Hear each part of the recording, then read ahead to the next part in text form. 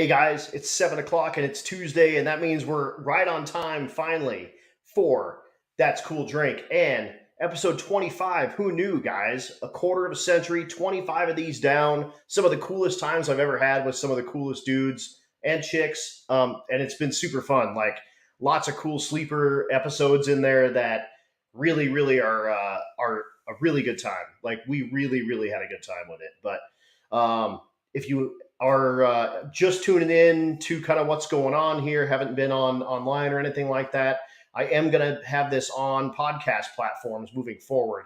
It does take a little bit of effort, so I've got to get the audio from each of these downloaded into my computer and then upload them to the platform. So yes, a little bit of that going on. But I'm going to have them coming up here as soon as I get kind of the process down for it. I will do those probably a couple a week until I get caught up, and then they should just be one for one. That way you can download the audio and you can listen to this on the airplane or whatever long trips you have, because obviously these do get kind of longer as is. So that said, I did put a link up on the comments, and it just went to it might have just gone to YouTube. But if you're on Facebook, if you go to StreamYard.com/Facebook, it'll open in a new tab, but it'll ask you to access your Facebook name and comments and picture. That way I can see who you are. Otherwise, your comments should come up like that as Facebook user Yo Dude. But that said, I can ask you who you are. If you don't want to do that, I understand. Whatever, man, it is what it is. But that said, podcast, it's going to be super cool right now. I've got the first one up. I've got a link on my Facebook, That's Cool Drink, on where to get that, and I put that on my personal account as well. So I will put a link of that as well moving forward. But like I said, you can download the audio. You can listen to it on long deals that you have coming up. And obviously a bunch of these do get long. So it'd be a good time for you just to pop it in and make your long drive or do whatever you're going to do, or get ready to do everything that you got going on. It's going to be fun. But that said, guys, tonight I have my very first overall winner on the show from a Rocky Mountain RaceWeek event. And really, I think all said and done, like Matt Frost has been around, but I don't think he's won his own thing. I'm not sure. I don't think so. So anyway, that said, guys, for the very first time, an overall winner on That's Cool Drink, I have your defending RaceWeek champion and your defending Rocky Mountain RaceWeek FAF 8 champion. Is that right? I believe we'll get it all sorted out because you got so many championships going on. It's the man, the myth, the legend, Mr. Jason Hurley. What's up, guys? Hell yes, man. Dude, thank you for coming on short notice. Full disclosure, and like I told you, like I forgot. I had a bunch of crap going on, and I was like, oh, I got to get one of these knocked out. And nobody has anything going on this time of year, Adam. There's nothing else happening around here. But dude, yes, on short notice, thank you for coming on to That's Cool Drink on a Tuesday afternoon or evening, and having a cold one with us. That's cool. Drink. Oh man. Heck yes. So, dude, good to see you, man. Let's drink, cast, or pod drunk, or whatever we do. We talk about cool shit, and we drink when it happens, and it's super cool. But so yes, so you just won RaceWeek, and you won overall and the FAF. Not technically, I won overall. Oh, that's right. And then then we had to forego the final round of the shootout because of the extremely unfortunate accident that Brooks Fleerty had, and then I can't remember who he was up against, but he was pushing it so hard that he decided to toss all the rods out of the block. Yeah, Brent Stevens. Yes. With that cool, it's a Gen 3 Hemi Dart, and it has a Liberty equalizer in it, 5-speed with a V-gate. The the first V-gate that we've had, and yeah, he spit the rods out of the thing at about 60 feet, so we had a lot of cleanup, and it was already Yeah, cold. we had oil in one lane and water in another lane, and it was down to like 35 degrees outside, and we were like, Yeah, it was maybe like not run this final. So rather than not wad up all the rest of the cars that we have.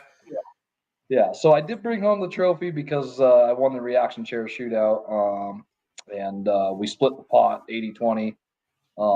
Actually, that was decided before Matt even came back and asked us if we would call it, Right. and so that was that. So not technically a win in FAF8. I mean, I'll still hold on to that trophy forever though.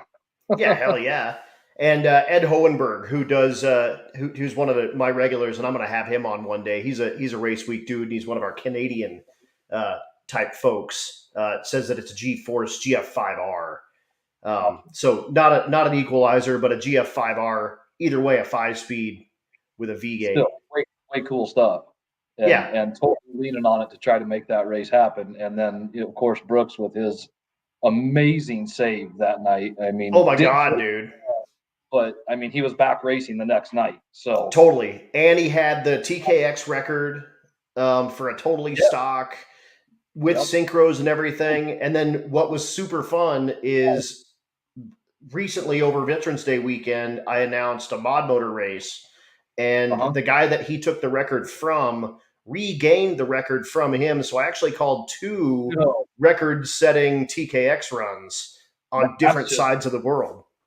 Small world, but then again, when you're a big announcer like you are, it's when you rub shoulders with big old freaking Hollywood types like Brooks.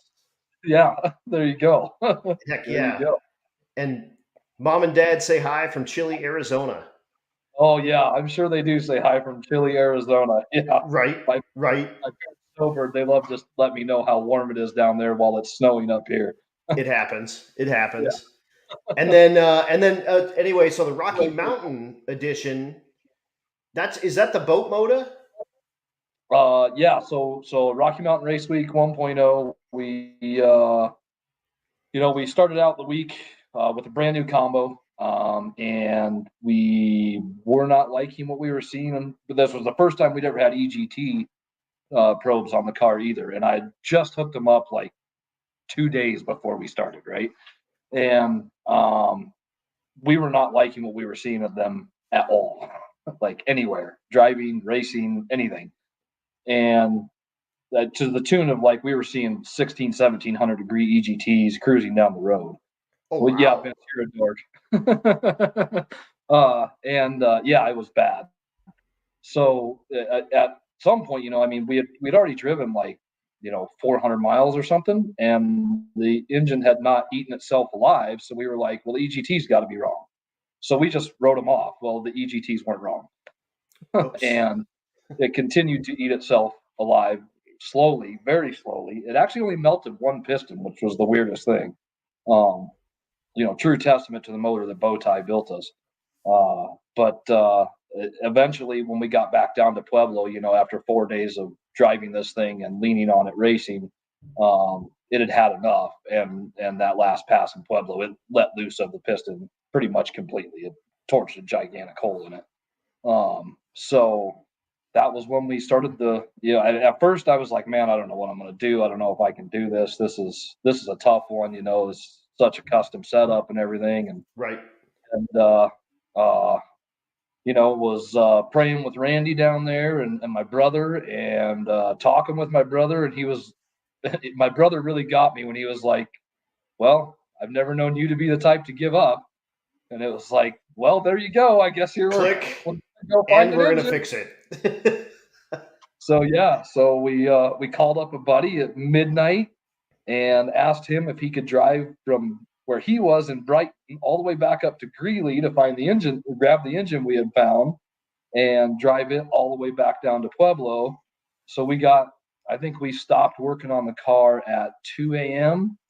because we had run out of stuff to do. We had the engine out and everything, transmission out, all that stuff, everything tore down that we could tear down and prepped. And at 4 a.m., our good friend Ty Keese showed up with the replacement engine. So we got back out of bed and started again. And I think it was about 12:30 in the afternoon that we got on the road Hell yeah. back out.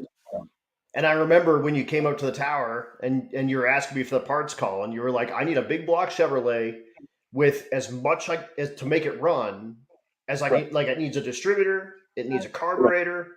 Right. Like, if you've got a freaking mechanical fuel pump, like, I'll take it. And we ended up with like a hodgepodge of fuel fittings that Rob Lipinski loaned to us to be able to plumb a fuel line from the rear cell all the way up to the mechanical pump. We had to drill a big old hole in the engine plate because the motor we got was an old iron head with stock iron heads, and they got that big plug on the front of The them. big plug, yeah. Yeah, well, we put it all together the first time, and that plug was pushing out on the mid plate or Just a little on the bit. front. Yeah, oh, bad. So we had to drill a hole in that thing to make that work. Does the motor plate still have the holes in it? Oh yeah. Oh, Absolutely. yes. Just in case next time, you never know. Just in case. But yeah, man, I mean, and you had 7,500 reasons to put that thing together and make that drive. So Yeah, and I'm not going to sit here and lie and say that didn't cross my mind at all, but that was definitely not the motivation, right? Like the motivation was we're going to show people we can do this. We're going to show people totally. we can put some stock 454 thing in this thing and we can drive it back. And then we get back to karting, and I don't know how many people came up to me. Well, you're not going to actually race that thing, are you? I was like, I drove it this far. I'm going to make a lick in it. That's for sure. Yeah, why not? And it ran like a 12 something, right? Yeah, by all the numbers, it was probably right around a 12-1 or something like that. That's awesome. Not bad at all. Oh yeah, Mike Narks is asking. I think I think it ran like a 12-1 or Yeah, stupid me because I had plenty of sleep and everything at that point. I didn't think to turn the draggy on and actually get a real time. right. But wild stuff, man. Wild stuff. So yes, dude, congratulations. And like we were kind of talking before, I really like to get into the history of a lot of what these kind of are. Sure. But you are my first overall winner. Sure. So I think it makes sense to touch on a little bit of your kind of background, but not spend 2 hours on your background. I really want to get into dude, a 200 mile an hour. Your car's. Let me pull up a picture of your car here. Your car is really pretty basic a car. I mean, it's not a pro mod by any means. It's a chassis car. It's not a pro mod. It's a stock wheelbase. Those are actually stock location front struts. That's the plates in the top of the tubing there that the struts attach into are actually still stock sheet metal. Okay. I actually, when I bought the car, it still had the stock frame rails from the firewall forward. Okay. And I immediately, I basically jigged up where those strut towers were, and then cut off the frame rails and tubed everything back out to them. But it already had these nice sand tough struts in it and everything, so I didn't want to get rid of all that. I couldn't afford to get rid of all that and start all over with some different struts. So we reused those and bent tubed to make it to them. All done in my shop and with my two hands and help from friends like Peyton Bullock and Trevin Mars and Brent Coddington, of course my brother, my son, my kids, Right. Everybody that's willing to toss a hand in. Yeah, basically anybody that's willing to spend more than 15 minutes in the shop with me, I'm like, come on down.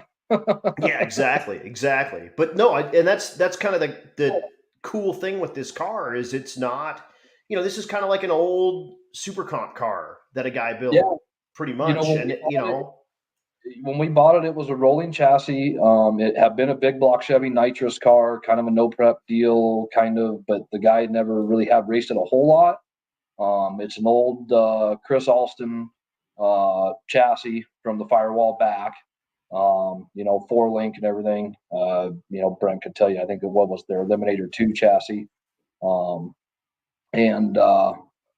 we, some people thought I paid too much for the car. We paid $17,000 for that car of hard earned and saved up pennies, and brought it all the way back from Illinois. And by the time I finished stripping parts off of it and selling them everything that I could off the car, I think I ended up with like $7,000 that I paid for the car all in all. Nice. By the time it's all said and done. Nice. Hell yeah. I mean, that's kind of it, like balling on a budget. And that's, I think that, again, that kind of makes sense to talk about is building a car of this caliber that can live on this stuff and be a dude, I mean, you're not a jillionaire. You don't have huge jillionaire sponsors and stuff like that. Like, I mean, as a relatively regular dude, you do it. I'm not going to say that the vault's pretty much empty right now. Right. But I'm not going to say that my wife and I haven't done well for ourselves. Roxanne and I have done well for ourselves. We made a couple of smart financial decisions. We made probably a dozen really stupid ones. Right. But I go to work, 7 a.m. to 4 p.m. just like every other dude in America. Monday through Friday. I'm on call pretty much 24 hours a day because I'm a supervisor. So, work is a very real thing for me. Totally. So yeah, dude, either way, like talk us through the motor that Bowtie put together for you for this this deal here. Right. So let's see, that is 2.0 last year. So that motor is actually the motor out of the orange car. Okay. Out of the OG car. So we'll talk about it soon. Yeah.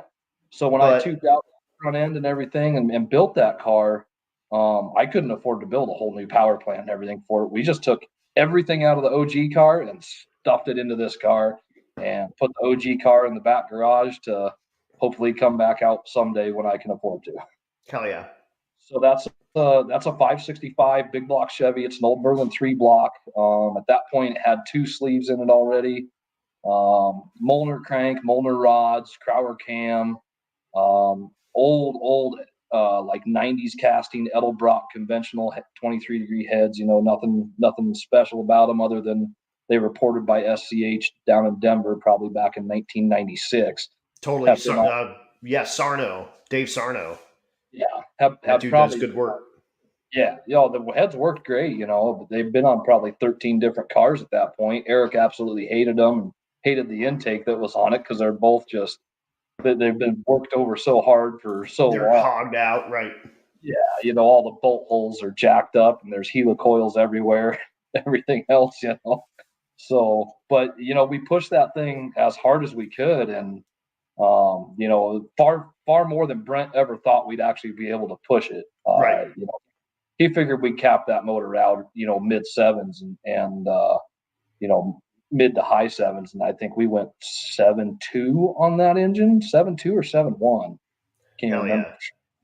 So, I mean, we went damn fast on that engine. We went 198, 199 miles an hour multiple times with that combo. How quick was it in the orange car? The orange car, I think the fastest we went in the orange car was like 780 at like 186-ish. Wow. 188. But that was a small tire car. I mean, it got put in the back garage on 29 510-5s, So, small tire, not small tire. We don't even need to get into that. According to your hoodie, that's big tire. Right, exactly. It was a much smaller tire, and that car was a leaf spring car with Caltrax. So the biggest problem we had with that car was we just couldn't get it out of the hole. That big 565 with the big twins, we were leaving on like 4, 5, 6 pounds of boost, and the torque was just completely unmanageable still, Right. So we were doing second gear leaves. We were stretching a dump valve out, for the first half a second on the run, all kinds of stuff to get some kind of a front half out of it. And it was terrible still, we were running like 1.5, 1.6, 1.7, 60 foots around in there, Hell yeah. but then just freight train in the back half of the track, Oh yeah. Yeah. Just start pouring it on as soon as the tire can take it. Yeah. That's awesome. Hell yes. Yeah. So it was a fun car to drive, but it got a little old, especially doing 8th mile stuff, so that's what finally pushed me to the big tire deal. Totally. And you've got a little bit of there's some sentimental value with the orange car as well, right? Yeah. So what is that now? 2 years ago? Was it 2 years? I think it's 2 years ago in Tulsa. Maybe that was 3 years ago in Tulsa. Man, I'm terrible with dates and times. It was, Um, I mean, seconds after this, I believe. yes, it was literally seconds after that. That the car spit a freeze plug out on the right side, dumped all the water out in front of the right rear tire, and it just turned hard right into the wall. Like I didn't even really have time to get the steering wheel turned back. Yeah, there it is, and it got crunched up pretty good. Um, Yeah, and it was, yeah, dude, it was bad to see from the tower. yeah. So, So I mean, it wasn't a bad wreck. We were probably only at 90 mile an hour or so, but it was bad enough to shake my bones up a little bit. That's for sure, and definitely bad enough to tear the car up pretty bad. yeah, Um, exactly, exactly. and so, yeah, we brought it home from that, and that's the only drag and drive I've entered that I DNF'd. Um, Right, and of course that happened on day one. And Trevin and I put it back in the trailer after we had just driven all the way there to get to this right, race. right. And we went and got a hotel, and I had the best hot shower of my life. And we got in the truck the next morning and drove back home, drug it off into the shop, and got to work. And 9 days later, we were back on the track with it. There it is. Yeah, that's one of my all-time favorite pictures right there. Just because it encapsulates so much of what we are. That's my brother in the background and my oldest son Logan right there. Um, those guys were with me every step of the way on this thing, and I'm sure you're probably going to show some other pictures that kind of symbolize that. That like, Oh yeah, totally, totally. I mean, But yeah, I mean the hero just get it back on with all the help from everyone. Um, yeah, and it's and there that's was, man. I awesome. mean, I was like, I've got a week's vacation anyhow, so because I was supposed to be on a race week, it's like I guess I'm working on the car. So we rounded up another subframe and cut that one out and straightened some tubes and bent some new ones and put it back together. All the front end parts, the fenders and the nose cone, were all old second gen stuff that my brother had laying around from his Yeah, I was projects. gonna say you just had it just sitting there, right? Yeah, he was like, "Here, throw this on, throw this on, throw this on," Yeah, like so and one orange fender and this, yeah, yeah. So this the orange nose fender, and the rusty fender on this side and just yep, the screw it. orange fender is off my brother's first car that he ever had when he was 16. And then the nose cone he had because he was thinking about swapping his to that 76 body style at one point, or maybe he got it with a bunch of other parts, who knows. And then the rusty one, he just needed the lower half of it, so you can see what's left of that. Yeah, he just there you go. That's most of a Yeah, fender. and most of a fender. I mean, it worked, right? Yeah, what The it's good thing about this setup was the cooling was great. all bet. I mean, it's all radiator all the time. Exactly. But and then you put it back together and threw a 78 nose on it or whatever, 77. 77 nose, that which is original for that car. It was originally a 77 car. And yeah, I had a well, for one thing, a lot of people were trying to talk me out of putting it back to a 77 and painting it because a lot of people really liked it the way it was. Right. Uh, that Frankenbird deal thing or whatever some people were calling it. And Yeah, yeah, exactly. It's like the calico bird. yeah, but my wife and I, that car's sentimental to me. One, because I've had it for so long. I bought that car when I was like 20, I think. Man, I delivered pizzas in that car with a roached out Olds 350 and in it and everything else. I mean, it's terrible. But then that car, the first time I built it, the first time we built that car when it got painted blue, we built that car in 3 weeks. We took it Oh from wow. a roller that was in primer. I'd had the interior done in it, but that was it. And we put a small block 327 in it that I picked up off of Craigslist with a turbo 350 and put some 456 gears in it, and put it and painted it all in 3 weeks time.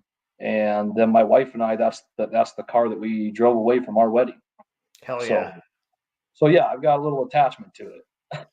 Actually, mine is kind of the same thing. I've got to get it running because I have to drive it away from our wedding. And that's like wife's orders. Like, you must. And I'm like, okay, fine. Let's. Man, don't you hate it when you have a wife that orders you to do something like that? Yeah, you better get your freaking car running because we're driving that away from our wedding. Like, exactly. Hopefully not slowly. So, So, yeah, I've got some attachment to it. And obviously, that's the car that we got into drag and drive with eventually. Which, that was thanks to Peyton Bullock that we got into drag and drive. I've been out of racing for a long time. Raced a lot in my early to mid 20s. I guess like 17 up through like 25. Yeah, while we're talking about let's jump through it. But one quick question from Connie Crago. Oh, did you get beat by Brooks and Adam on beer can frisbee? I believe I did. That'll happen. Those fucking Krigos, man, they'll get you. They'll button hook you. Those guys are tough. I mean, they've definitely got their beer drinking game on. Yeah. Yes, they do. Especially freaking Zane. Oh, that guy. But I found this, and I did some digging, as you know. Oh, man. You did some way digging, dude. Still not dug all the way back, but that's. I haven't gone all the way back, but this is a smash up derby car, right? Yep. So that one, I believe that one is like a 60 some or maybe early 70s Imperial. This was actually technically not my car, but I did drive the car in a derby. Okay. So prior to this, in my early 20s, I did a lot of demolition derby. I guess from the time I graduated high school to the time I was like 23, 22, something like that. And when I say a lot, I mean a freaking lot. Like we derbied like we drag and drive now. Nice. So eventually I got tired of crashing cars and putting money into crashing cars. And constantly having to rebuild them because we were kind of doing that level of derby like what we're doing this level of drag and drive. Right. You're like on the pinnacle. Yeah, it gets really old when you dump like 10 grand into a car and then go smash it up and then bring it home and do it all over again. So that's no. I mean, that's what keeps me out of circle track racing. Is it's a smash up derby in a circle, and you got to work on your crap all week to race it all weekend. But a smash up derby is meant to. I mean, you are intended to. Like, how do you're supposed to use the same car? Are you kidding me? Yeah. Well, so fun fact about the car that I derbied with, when the last car that I derbied with that was mine. When I scrapped that car, I ended up scrapping the car because they outlawed the car. They outlawed the type of cars that I was running. And I held on to it for like 3 years and then finally was like, I'm done.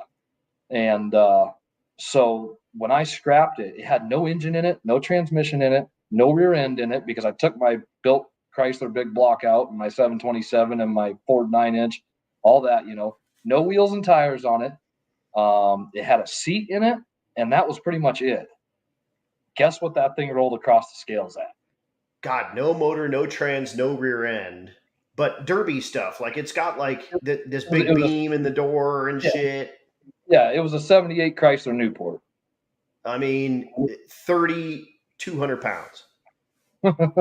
8,000 pounds. What? Yeah. Yeah. Holy cow. Yeah. Wow. A ton of that was welding wire. I mean, probably literally 2,000 pounds of that was welding wire. We had welded on the car that much. That's freaking wild, dude. Yeah. That's freaking wild. So funny that you say that about circle track, though, because when I got tired of derbying finally, at least my own cars, I still love to derby. I just don't like building the cars that much. Right. I tried circle track. I was like, I gotta go find something where I can race, but I'm not crashing all the time, right? So a guy I worked with was like, I got a 69 Plymouth Sport Satellite. It's set up for asphalt right now. We can get it switched over to go for dirt, and we can go give that a shot. What a All cool right, roundy cool. round car, dude. Yeah, oh, dude, it was crazy It's for a round awesome. guy. But so yeah, like let's do it. So we get the car, we get it all set up and everything. Go out for they do a winter series out here at I-76 Speedway for rookies, right? So we go out the first time. The guy I'm working the car with, after the car had been sitting for like 6 years, decided to not take the thermostat out of it, right? Oh no. Well, yeah. So like 15, 20 laps in, yeah, it It's overheats cooked. and cooks the motor, right? Well, no big deal. I just got done derbying Chrysler, so guess what I've got sitting around? Chrysler engines. So bring it back home, put a different engine in it, make a bunch of suspension changes, this and that and the other thing, take it back out to the next one, which was like 3 or 4 weeks later, and go out and there's this guy in this Camaro that just will not let me around him in 3 and 4, right? Like I keep trying to go high, but he starts low and then comes up high and like he's just kind of a mess. So finally we come into 3 and 4 and he's going high to let me by. So I go low. Well, he gets too high on the track and turns his car sideways and comes straight down the track right in front of me, and I have no choice but to T-bone him. Perfect. Yeah, and it's a 69 Plymouth Sport Satellite, so it's super easy to get body parts for. Right. So Right. I'm like, that was the point in which I was like, nope, this is worse than derbying. Because these Yeah, parts, because your car has to look a little respectable when you start the race. yeah, exactly. So, yeah. So, yeah, I mean, it damaged the front end of it pretty good, wrinkled up the fenders and, obviously took out the radiator and everything. And I was just like, man, I'm just so done with this. I'm tired of fixing crash cars. So then I just, I went back to bracket racing some and that was all I did for the next few years. And then I kind of stopped racing altogether for quite some time. What time frame is this? So this is all, I suppose the last time that I was really bracket racing was probably around 2006, 2007 ish, I would Okay. say. All right. Yeah, and it was, I was always bracket racing my street bike, which was a 1996 Honda Shadow 1100. Hell yeah. Nothing super fast, but it was dead consistent. And I rode that bike all the time. So I knew the bike extremely well. So yeah, it pissed some guys off what I did with that bike. Hell yeah, dude. Hell You yeah. know, Especially um, bracket racing. I mean, whatever. Who cares? yeah, yeah, I was always going and doing big events, Street Machine Showdown and Vickery Motorsports Motorcycle Challenge and stuff like that. And I'll tell you what, some of those guys with that raced a lot on bikes, when they got beat by just some kid on a stock Freaking VT 1100, yeah, a cruiser. yeah, they got pissed. They got really pissed. I'll bet. I'll bet. But oh well, racing, that's what racing is, right? That's how it is. Yeah, someone's gonna win, someone's gonna lose. Right. So yeah, I did that, and so that I probably would have stopped racing. I'm guessing around 2007, 2008 was probably the last time Eric and I went. Um, Eric used to always go with me. He had a 98 VMAX that he'd race, Okay. so he was way faster than I was. And that was probably when both of us stopped racing, really altogether. We just really didn't do it after that. So then fast forward, I get married in 2011, and then I guess probably around 2016, I was looking for something to compete in again. I really wanted to compete again because I'd still go back to Iowa during the summer, and that picture that you have with the Derby car, my Right. cousin would always have a Derby car or a Derby truck ready for me, and they still do to this day. Every year, I go back and I drive in a Derby, and um, so I really wanted to get back into competition somehow. I've been out for too long. It was wearing on me, Right. and Payton kept saying, "Well, let's build a drag car, build a drag car," because he had his Fox body that he was getting started on and everything. And I was like, "Man, That I one don't want, there. yeah, that one right there." And I was like, "Man, I don't want to do bracket racing again." And I had a drag car when I was like in my early 20s that was a drag only car, and I couldn't stand it. Um, I wanted my car to be on the street, and all of a sudden he comes over one day and he's like, "Hey, have you ever heard of this thing called Rocky Mountain Race Week?" And I'm like, "No, what's that?" You know? And he's like, "It's What are this you talking? deal." Yeah. Yeah, yeah. I was like, "What are you talking about?" He's like, "It's this deal where you drag race, but you have to drive your car from track to track." And I was like, "Oh, like with a chase vehicle or something?" And he's like, "No, no, no, no, no. Like you gotta pull a trailer with your race car." And I was like, "What? This sounds awesome." Yes. Let's Yeah. go. Yeah. So talked to the wife, and she was, and what really, I wasn't ready to get back into it yet at that point because I was remodeling our house, which you know all about how that goes, Yes, right? sir. Yes, It sir. consumes your life. And so I was like, nah, not right now. And I was talking with my wife about it, and the infamous words that she gave me were, Do what you want. I think, no, no, it wasn't that actually. She decided to talk shit to me. Oh, She told me, "I think you should do it now before you get any older and your reaction times get slower." Well, that just sealed the deal right okay. there, right? Like, Done. you're not going to get called out by your own wife. So done. Let's build a car. Yeah. And it was the Firebird from the go. No, actually, I was trying to avoid the Firebird. We looked at a lot of cars to buy. I had tons of cars on my property at that point.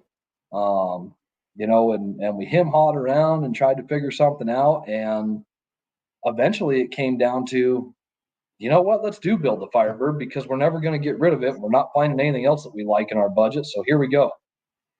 And there it started. So we pulled Nice. it back into the shop, took the small block out of it. Originally it was built as a full interior car with a 850 cage. It had a stock big block in it that came out of my 96 Chevy Suburban that I had come and swapped. Okay. Um, and when I say stock, I mean I yanked it out and And bolted some headers in onto it and an intake. Yeah, we stacked a couple turbos on it and a Phytech fuel injection, and we went racing. nice, dude. Yeah, so in Nice. that picture right there, I think it's still got the Phytech on it. And how quick did it go in this iteration? 870s, 880s, maybe something like that.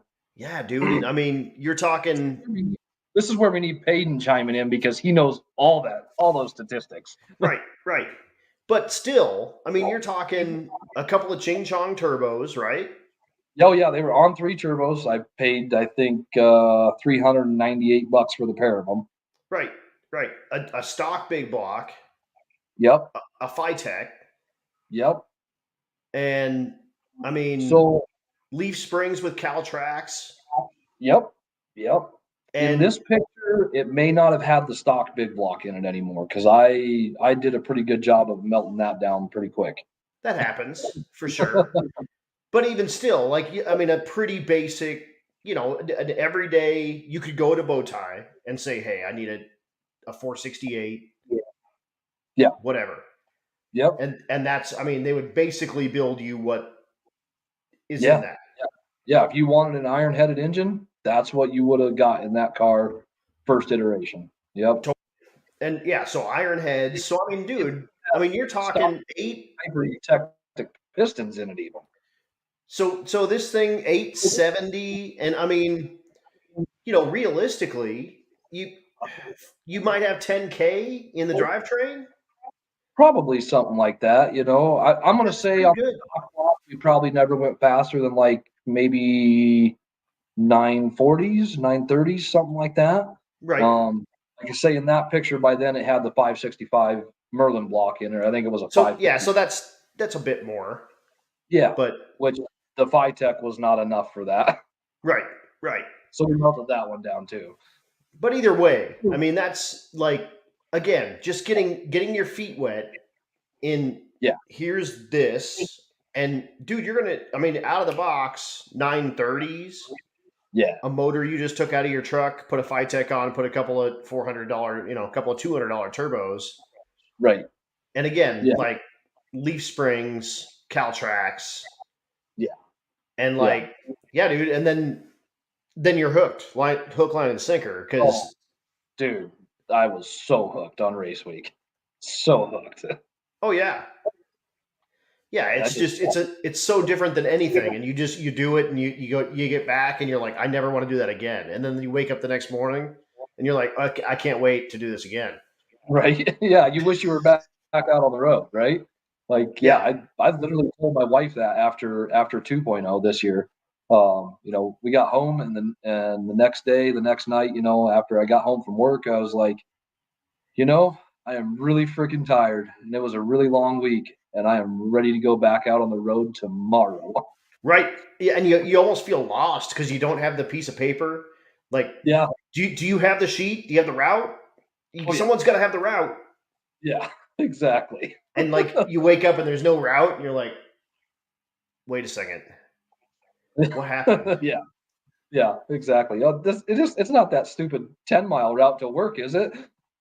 Yeah, exactly. Yeah. Yeah. Exactly, dude. Yeah, it sure is. And then, riding with dudes like this and dudes like this. Oh yeah, man. I don't think I've ever had a funnier co-pilot or a more entertaining co-pilot than what Eric is. Eric McEwen is just, man, that dude's a riot. As you can Hell see yeah. by his staging antics, always wearing his shorts with his cowboy boots. Yep, yep. And Usually, they've gotten better now. He's got red, white, and blue cowboy boots. yeah, yeah, yeah. So It's comical, and it's it's no shortage of that kind of antics in the car either.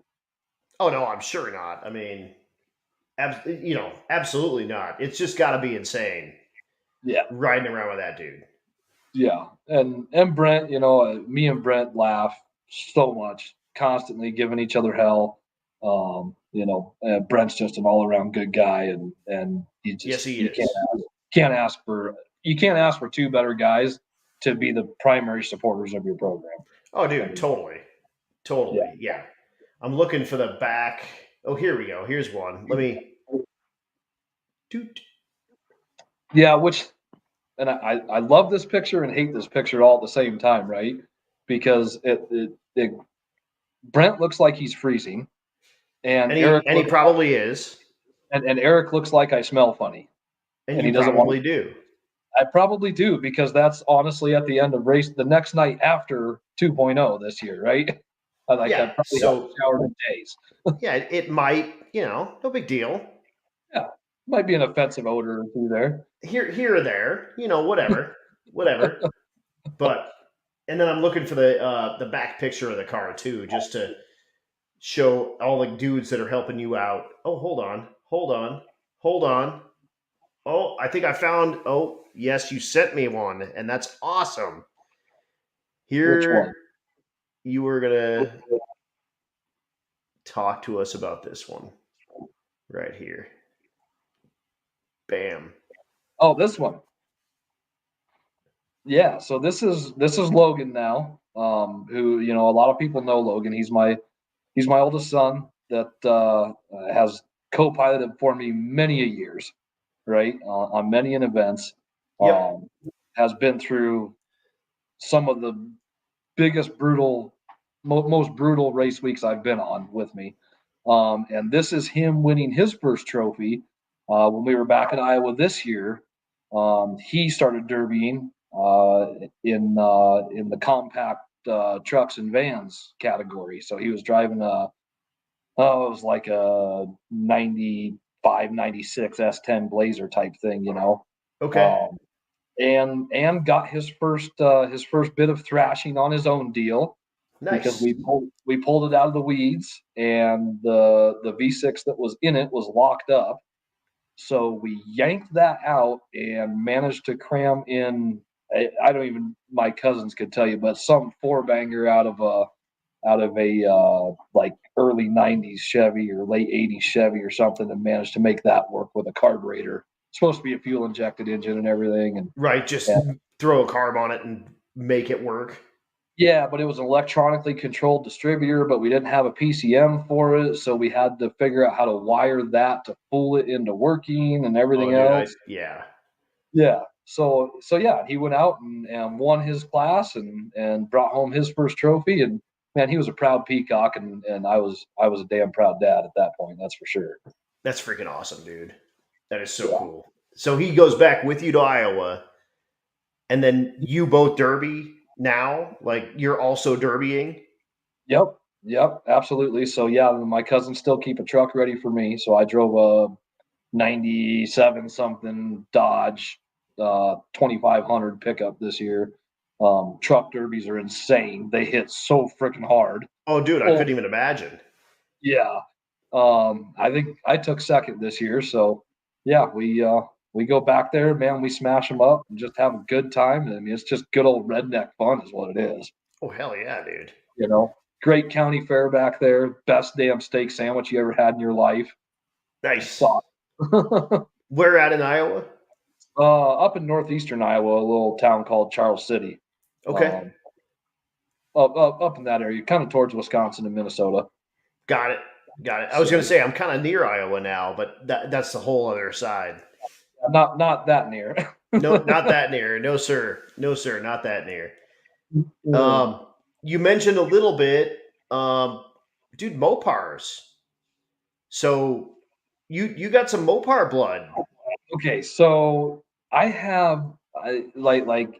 everybody always wants to put me in a corner, and I'm not about being in the corner. Like I am not a loyalist to anything. There's a Ford sitting behind me here with a Cummins in it, right? Right. Um, this is Logan's car actually. He just bought this car Oh from wow. one of my uncles in Iowa here like 2 months ago, and they brought it out, and this was just this last weekend. He put my old Kragers on it before What he the hell is it? that's a 1967 Plymouth Fury 3. Okay. That car, although you can see it's got some rust in the quarters and everything because it was an Iowa car. Right. The interior on that car looks like it just rolled off the showroom floor. That is awesome. Yeah, it just blows my mind. But so that's his first car that he bought for himself. Hell He's yeah. got that. He's got a '78 Ford pickup that he's restoring right now. Nice. Hell yeah. And obviously you've got the Coronet. It's 65, That's a '66 Coronet. 66. So I've had that car for I don't know how many years now. Logan and I used to bomb around that thing all over the place with a bone stock 318 in it and a 727. I traded, of all things, a bulldozer for that car. No kidding. Yeah, yeah, Is it the stock 318? So is it like the A model, like the wide block 318? so when I bought it, it did not have the 318 wedge in it anymore. It had the a 318 out of a pickup or The something put into it. LA, whatever the hell. Yeah. Yeah. Now that's gone out of there. Now it's got a 99.52 Magnum with the Okay. overdrive, full fuel injection, and everything. Um, I've been having a ton of fun with that car lately. Like I have to have something that I can kind of do some questionable work on. I guess you could say, Right. um, Right. because that's my roots. But and obviously that questionable work doesn't work out real well when you're going 200 mile an hour. So Right. Right. Exactly. So it's all got to be tight there. yeah. So I put that 5.2 in it with the overdrive transmission and got it all, wired up kind of junky a little bit. Not totally junky, but a little bit junky, and Well, I mean, started driving it and put my draggy on it, and those 5.2 Magnums made like 225 horsepower out of the box, right? Yep. And it had a 294 rear gear. Oh God. Yeah, the car had a 294 posse in it, of all things. So went out, put my drag unit, and ran a 17.4. Ooh. Yeah. So I started chipping away at that. Right, I put 355 gears in it. Nice. I grabbed a super chip splash pack for it, so I could at least get the rev limiter off of 5,200 RPM and get the shift points up a little bit. Yeah. Just little things and tinking and dinking with it, playing around with it. I've got it all the way down to 16.1 so far without any real upgrades. Hell yeah. And just having a hell of a good time driving it everywhere. That's my daily right now. Do the side pipes work? They did. I actually just disconnected those and put real exhaust back on it because 2-inch lake pipes sound atrocious. Oh, I was going to say, I bet it sounds crazy. Oh, it cackled so bad. I couldn't stand it. So I actually cut those back loose and put some 2.5-inch exhaust with some chamber mufflers on it. Sounds pretty good now. Yeah, which is all, I mean, that's all you need for a little street car. Yeah. And people love that car. I don't know why my wife hates that car, but everybody, we get thumbs up and everything all the time in that car. Like, people just think it's great. Oh, yeah. And I do have an affinity for 66 and 67 B-body Mopars. Yeah. I think you posted that picture that I put up earlier of your garage. Yep. And it may have even been cropped down a little bit more. It may have been. And I was like, hold the phone, man. Talk to me about that Coronet. Like, let's get Adam that Coronet. And you were like, never. No, you can't. As a matter of fact, if anybody ever thinks they're going to get their hands on that car, they're wrong, because my brother has already laid dibs to it if I ever sell it. Well, yeah, exactly. But I'm good at Rochambeau. We'll just rock, paper, scissors for it. You hear that, Eric? You're going to have to rock, paper, scissors Adam for the Coronet. And I mean, that's probably one of my buddies. Because we used to tell our Mopar buddies, move over, people are racing. Or that's fair. Move over, Pinot approaching rapidly. Well, I wish I could argue against that with my Mopars, but currently I cannot. It happens. It happens. I do have a turbo kit for that car, though. Dude, that would be cool as hell. It's going to happen. It will happen eventually. Nice. You already have it? Yeah, actually, I bought this turbo kit off a guy down in Denver 10 years ago for like $400 or something. Nice, dude. And it's not a nice turbo kit by any means, but it's a turbo kit. Just a little single, probably 76 millimeter turbo and some stainless headers and stainless headers that have mild steel welded to them and all that good junk. So. Oh yeah, it's great. Yeah. Whatever. It's gonna make stew noises and. Yeah, well, yeah, they'll take that sad little 318 from like what's probably 252 horsepower now up to like 425 or something. Right, and that's big time bang. That's power. Absolutely. Let's talk. We just kind of started getting into cars and trucks and things like that, so we're gonna do it because you're sitting in front of the tow rig. Yes. The tow rig. I had no idea. You were towing this to, I believe, Great Bend, probably, and we were driving, and I was like, holy shit, here's probably a RaceWeeker. He's got an enclosed trailer, and then this was last year, right? Yeah, this is hooked to the front of it, and I was like, who in the hell has the sweet tow rig? And then I look in there, and it's you. Yeah. Didn't expect that for a minute, did you? Not at all, dude. So a club cab, dent side. Yep. 78. 78 on paper, technically a 77 truck. Right.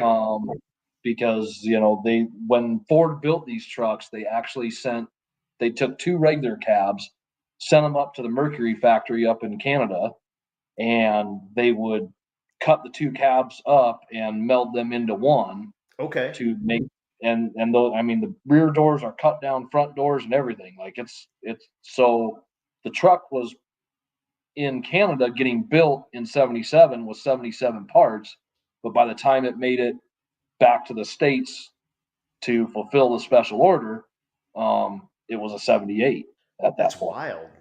So yeah, and it threw me for a loop when I was building it, because like I went to buy parts for it, and everything I was buying kept coming back wrong. You know, the turn signal switch was wrong, the headlight switch was wrong. Right. You know, and I was like, "What in the hell is going on here?" And so I started to start doing some research and figured out that it's actually a 77, but it's a 78 on paper. Do Um, the back windows roll down and everything? oh yeah, yeah, all power windows. Dude, Yeah, I sweet. converted them all to power windows, power locks, air conditioning. It's got a Cummins 12 valve in it, first gen Cummins 12 valve with a 5 speed. Um, divorce transfer case. It's a Super Duty axles, 99 Super Duty axles. So it's a Dana 50 front and Dana 60 rear. Or sorry, Cool. Sterling. Um, Sterling 10 1/4. Yeah. yeah. Yeah, it's just it's been a pretty solid truck, really. Once I kind of got the kinks worked out of it, it's still running the Dodge Cummins PCM. And it's actually pretty much all of the '92 Dodge wiring in that truck that I reworked to make work in the truck, because I was gonna say that's scary as shit because have Dodge I wiring. had a 91 1/2 Cummins truck, and I know the wiring in that truck sucks super bad. So Right. congrats Yeah. on keeping all that in there. Yeah. I reworked a lot of that wiring. Hell A yeah. lot. Hell yeah. So and then the 5 speed, is it the Getrag 5 Yep. speed that came in that? Yep. It's a two-wheel drive Get Rag 5 speed. Cool. So that motor and engine and transmission came out of a '92 Dodge Cummins that I had daily driven for like 5 years, that I bought for $1,500. Nice. Back in the early 2000s or mid 2000s, something like that. You know, it I think it had 150, 180 some thousand miles on it when I yanked it all out. I pulled it all apart, looked at it, put it all right back together with new gaskets, because there wasn't a damn thing wrong with it. You It's know, awesome. and yeah, put it all in, and then obviously the truck ended up way more than it was originally intended to be. It was supposed to be my all-purpose, end-all, be-all truck of trucks, Yeah, you can and tow with it, you can four wheel with it, you can daily drive it, you can whatever. yeah, yeah, and then I, ended up having it painted and getting the interior done really nice, and now I, you know, shy away from driving it unless I need to drive it. Right. Right. So As things happen. yeah, but the truck, I mean, it does come out, but it only comes out to work, you know. So it kind of makes me laugh, because a couple of my son's buddies like to say that it's a pavement princess and this and that, and it's just a show truck. And I'm like, only time that truck comes out of the shop is when there's a trailer that needs I was gonna moving. say when it's got weight attached to the back of it. Exactly. So, you know, don't get it twisted now. Yeah. So, and that picture that you just flashed up there, that was on that same trip, I think, that you guys saw us, and Eric and I stopped at a KFC to get some lunch, and had the worst KFC of our lives. Oh, that And then, sucks. yeah, it was terrible, dude. Like total gut rot KFC. It was bad. You always go into KFC with such high hopes.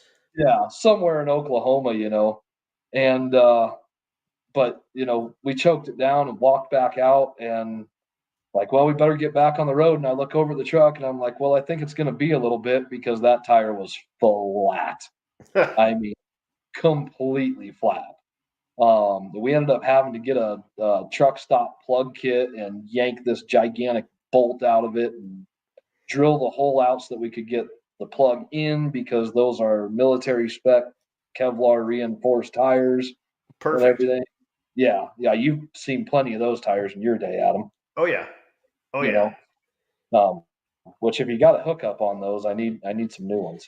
I I think all my hookups are out, man. Right? Fair enough. I don't think they even make those tires anymore. So Probably not. Probably not. nursing them along because I don't like what they replaced them with. Right. It's funny how that works. Right. It's like Valve Train today. Right. You got to find Valve Train from 2008 or you're Right. screwed. Exactly. Ronnie Bogler wants to know what you got in the safe. I'm not going to tell you that, Ronnie, but you can come by and I'll show you. He'd be happy to show you. Just don't come at night unannounced, or he'll Yeah. show you the wrong end. Yeah, I'll show you that too. Hell yeah.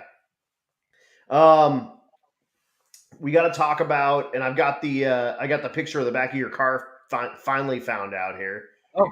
But we got to talk about the dudes that helped you get you to where you are now, and Yes. and what they contributed to the program. Right, exactly. So, obviously, Bowtie Engine Shop, top of the list. Eric and Danny have been with me for a lot of years now. I don't even remember what year it was that they started in on our program, but basically, I took them the 555 Merlin block the first time that I melted that one down, and that's when they got involved, and it's just been a great working relationship ever since. They help us out a lot, and build obviously absolutely amazing engines, and we've been able to grow with them. We started with them when they were in a 2-car garage, and moved with them into their first shop, and then into their second shop, and drove halfway across the country, buy them a piece of machining equipment once. Nice, dude. And, yeah, we worked together like that. Eric had his car in my shop for quite a while. We just become great friends, and couldn't do it without him. Obviously, Brent Coddington. I am not a tuning guru by any means. I am an old knucklehead wrench turner, and I'm pretty good at that, and I can fabricate some stuff and I can weld some stuff. But when it comes to tuning, I just leave that to Brent. And, without him, I just have a whole lot more melted down pistons. right. And the car can live up to its name even more. Yeah, it's like a nitrous car. Yeah, exactly. And Reed Partridge at Work Turbochargers, gives us some great deals on turbos. And his turbos are flipping amazing. I just got new turbos before 2.0 from him, and his last set, I think they were 3 years old and still going strong. Wow. He was a little bit scared when he got them and opened them up. Like, dude, you probably should have done a little more maintenance on these a little sooner. Yeah, and you're like, when would I have had a chance to do that? I was in the middle of freaking Kansas. Right. But they work great, right? So, right. And then Molly, we picked up full sponsorship from Molly for our pistons this year. Eric Grillier, and man, we're just super thankful for that. Like, I honestly don't know if we could have gotten the car back together for 2.0 without Molly. Dude, and they're he's gotten me pistons for all my stuff pretty much since he started kind of getting involved with all this, and his ability, their ability to just make something work is amazing. My block ended up being a weird wackadoo overbore. It was 15 thousandths over, and those aluminum blocks you're not supposed to get over more than even 10. And 15, it's like, okay, whatever, we're within. But dude, no one makes a 15 piston. And he's like, hey, I can custom one, or I can take one of these like 60 pistons and cut it down to 15 and have it to you in a week. And I was like, dude, what? Like, that's not stuff that like dudes do. They don't take a piston that they can sell and cut it down and and sell it for half. That's not. But he did it, and it was freaking awesome. So, big shout out to Molly for sure. And I mean, they compensate for us. Bowtie is the best. Yeah. Yep. The Kriegos run all Bowtie engines too. Yep. But and Brent Coddington helps them tune as well. Yep. You're basically twins. Yeah, more or less. Only Adam looks. Big block Chevrolets and Alan Jackson.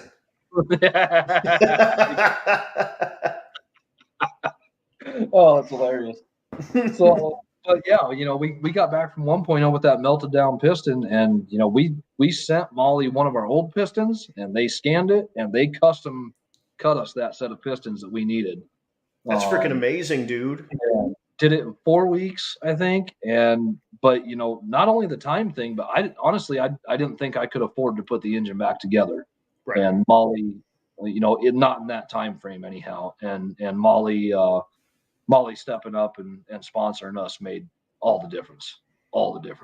Dude. So, yeah. And they're just, they're good dudes, especially, Eric, I mean, puts his money where his mouth is. He's out there hammering on his stick car with us, doing this stuff naturally aspirated style, and then selling pistons in between racing. Right. I mean, right. That's a pretty slick deal. That's a lot to do. So hell yeah. And then, Crower has helped us out a lot. Louis Loquay. I think that's how you pronounce his name. I probably totally butchered that, but dude, I'm an announcer. I butcher people's names on the reg. I'll just let you say their last names. That's right. That's right. I say Floquet, but I don't know if that's right or not. Lewis, either way, from Crower. Right. Yeah, he's helped us out a lot over the years. Sponsored us some parts, given us some good discounts. Always, done good for us on our valve train components and camshafts and everything. So super appreciative of them. Juggernaut Welding and Fabrication, which I mean every race weeker in the world knows who they are now. Yep. But Michael and I have become great friends.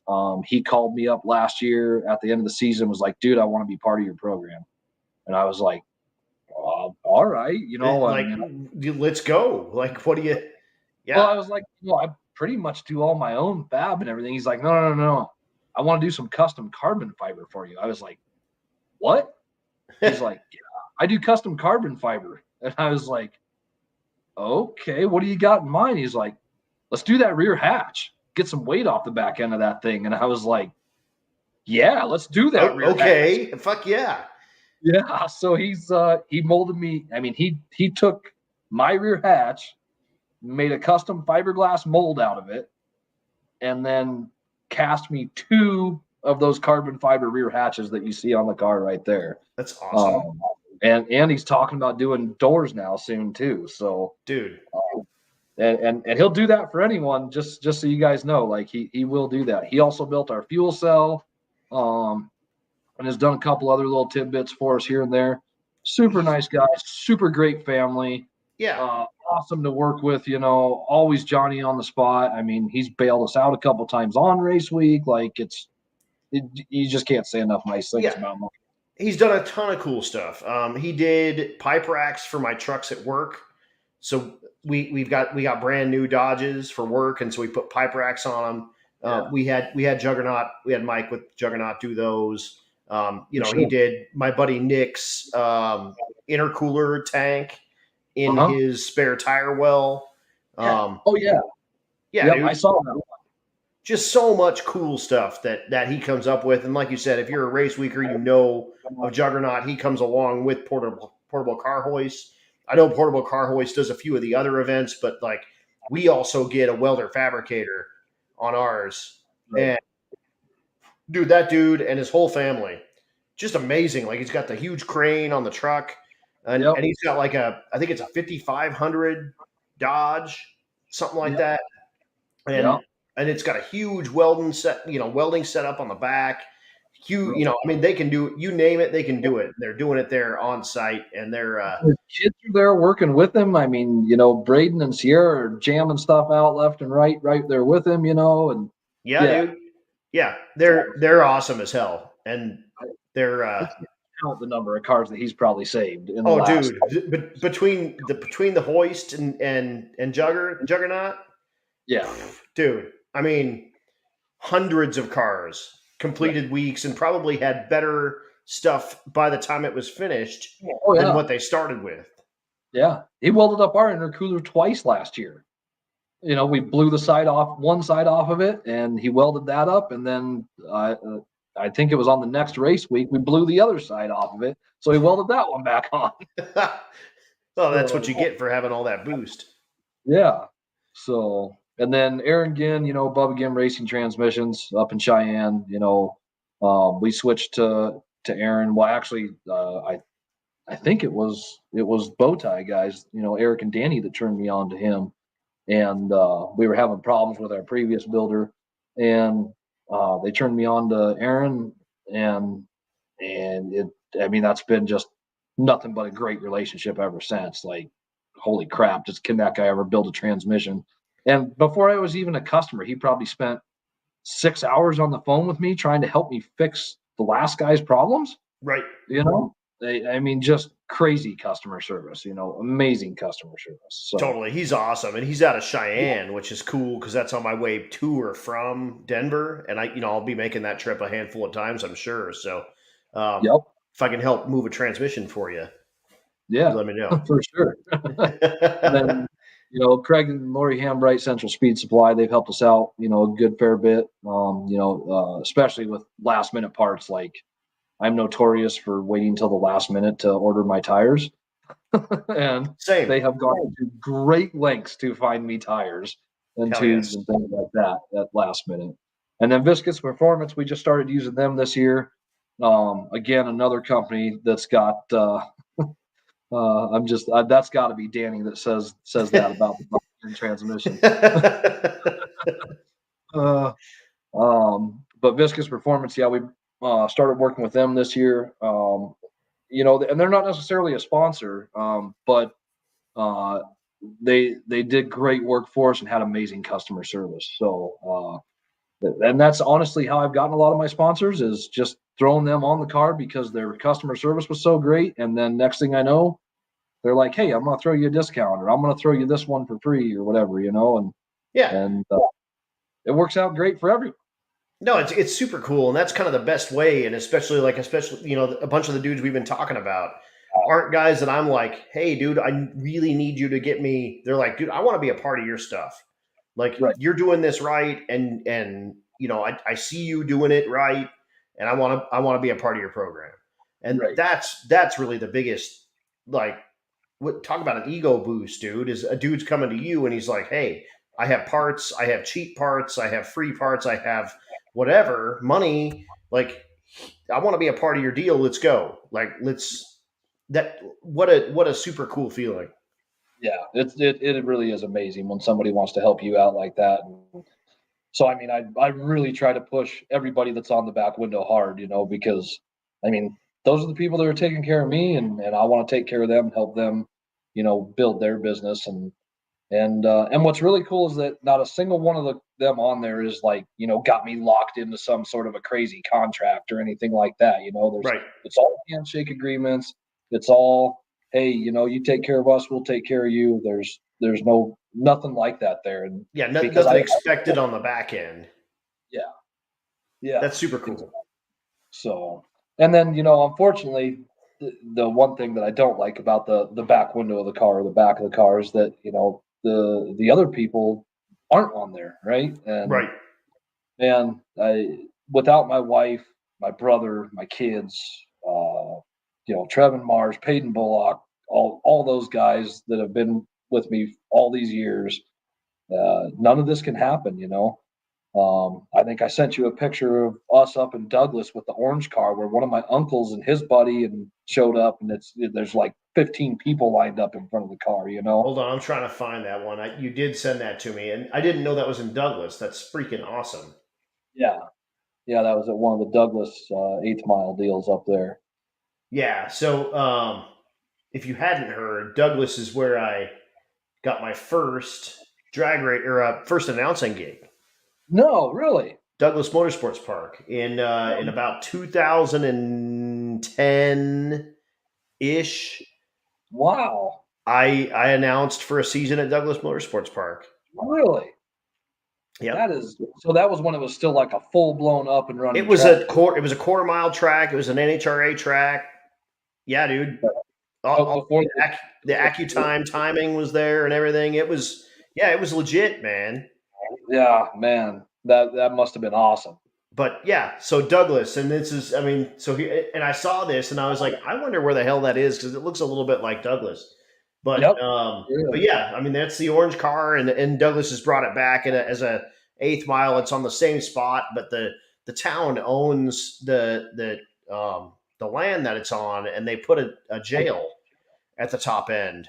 And so Yeah. you couldn't do quarter mile now, because if instead of hitting where a sand pit would be, you would run into the side of the jail, and then Yeah. a bunch of people Is it a would jump. jail or is it a police station? It's one of the two. It's like either a jail or a police station. And even Ed Hohenberg knows, the home of the Which I thought jackalope. was ironic, right? That's right. Yep. And we had jackalope trophies, and yeah, dude, it was awesome. And we would actually have to stop racing to get the antelope off of the racetrack, so Right? you wouldn't blast one at 160 in your Yeah, that would be good. no, not at all. But anyway, so yeah, Douglas, like, and there's all your people and your family and your Yeah, the whole thing that makes it run. yeah, this picture is a great representation, just because my brother's in there, his wife, my kids, one of my uncles came all the way out from Iowa for that race.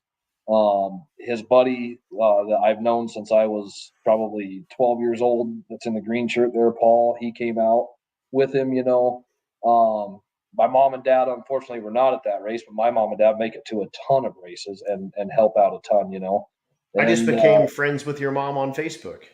who's not friends with my mom? I Like, was have you met- not until this afternoon, and I think she was like, "Wait a second, this is where Jason's going to be on. I need to be friends with him on Have Facebook." you met my mom? Oh yeah, I have. Okay, because I was gonna say, like, if you haven't met my mom, like, I don't know anybody that's met my mom that can't be friends with my mom. Oh no, So- we totally met in Pueblo. It was 1,000,000 degrees. Yeah, and if you're not getting fed by my mom, Adam, you're missing out. Okay, Because I she think I'm makes- missing out. I need to get fed by your mom. yeah, she makes damn good food, and that's she does that for us every race week now. She comes along and makes sure that we're fed the whole week and that we don't starve to death, because normally we would without her. So Right. That's part of, you got a race mom, is make sure your people eat. exactly. That's Stevie's mom. With her family, is she's always making sure people eat. Dude, you got to have that. You got to have that. You do. And it gives us an excuse to get fatter as we get older. Vince Rui says that your parents are the best part of knowing you. Oh, that's totally fair. It's kind of funny how Vince and my parents met, is that, man, I can't remember when that was, or why it was even, but my parents were like, we need somewhere to leave our camper in the middle of Nebraska for a couple of days. And I was like, I know a guy. Let me call up Hold Vince. on. Let me make a couple of phone calls. Yeah, Vince is like, yeah, just have him, drop it by GI and I'll mow off a spot for him and everything, and apparently they totally hit it off when they were there, and now Vince likes my parents more than he likes me. It's funny how that works. Yeah, it is. I don't know if you can hear, but my dog is howling in the background. He howls at sirens. Yeah. And Good for you. and the sirens are going by, and he's howling at the sirens. But yeah, Right. that was one of the things I taught him early, like super young, because if for some reason the sirens don't wake me up, you better wake me up. There you go. There you go. Hell yes. My old dog used to howl, or not like does yours like really howl, or does he yell? Oh yeah, no, he'll get it all into it. Oh yeah. He'll get all that's into how it. proud Dog was. He just, man, that was like his thing. Wouldn't howl at anything else, but he'd howl at that. Man, I thought I had a picture of the back of your trailer, and it says Vince is mean and Royce is doing it wrong on the back of your trailer. So Vince is mean because he's always throwing it in our faces that he's got air conditioning and we don't. He always does that because he is mean. I know. That's where the whole Vince's mean thing came from, is because he was always like, I got air conditioning. It's nice and cool in here. And while we're boiling in a 140-degree car, Yeah, and you're like, So yeah. you're a dick. Yeah, exactly. And then Royce. Yeah. Oh, here it is. Royce, I didn't upload it. I'm uploading it now, and I'm going to throw it up there because it's worth looking at. Because Vince got the whole back of his trailer done, and it's got all the stickers and stuff. And so yeah, he was a product of his own idea. Exactly. So Vince is mean. Yeah. And Royce is doing it wrong. Vince tried to cross out mean and put hot with duct tape, but we all know that Vince is not hot. Vince is not hot. I mean, unless it's hot outside, then Vince is hot. But otherwise, exactly. He's not, because he has air conditioning, so Vince is mean. Vince is not hot. Vince is mean. Exactly. Fake news. Vince. If you guys haven't seen, I had Vince on earlier, and I don't know what episode it is, but look up that one. That we had a blast with Vince Rui on That's Cool Trick.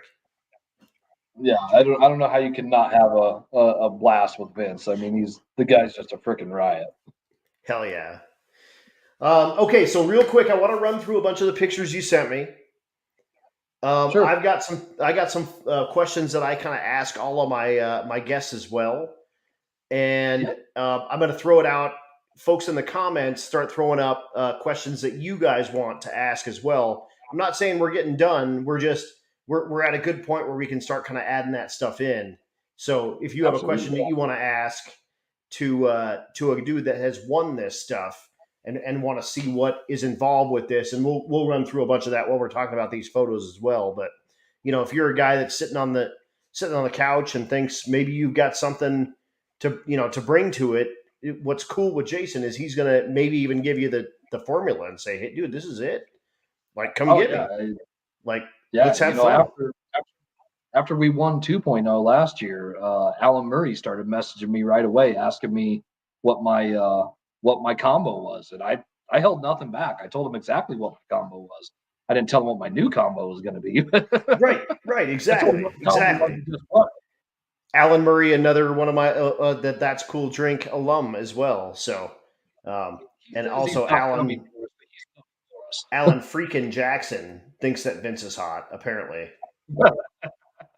So, I mean, good for him. But so we saw this one, the Fury 3. That is so cool. Yeah. Is it new enough at 67? Does it have do the lug nuts turn the right way? So on the driver's side still the left front still has the left-handed studs on it, which we'll be doing away with those probably very soon. It's the coolest and the dumbest thing that they've ever done. Yeah, I was glad that my son had to suffer through that for a minute. It's a good learning experience. Yeah, and you're like, hey, by the way, Mopar did this. Yeah. To loosen it, you always go to the back of the car. To tighten it, you always go to the front of the car.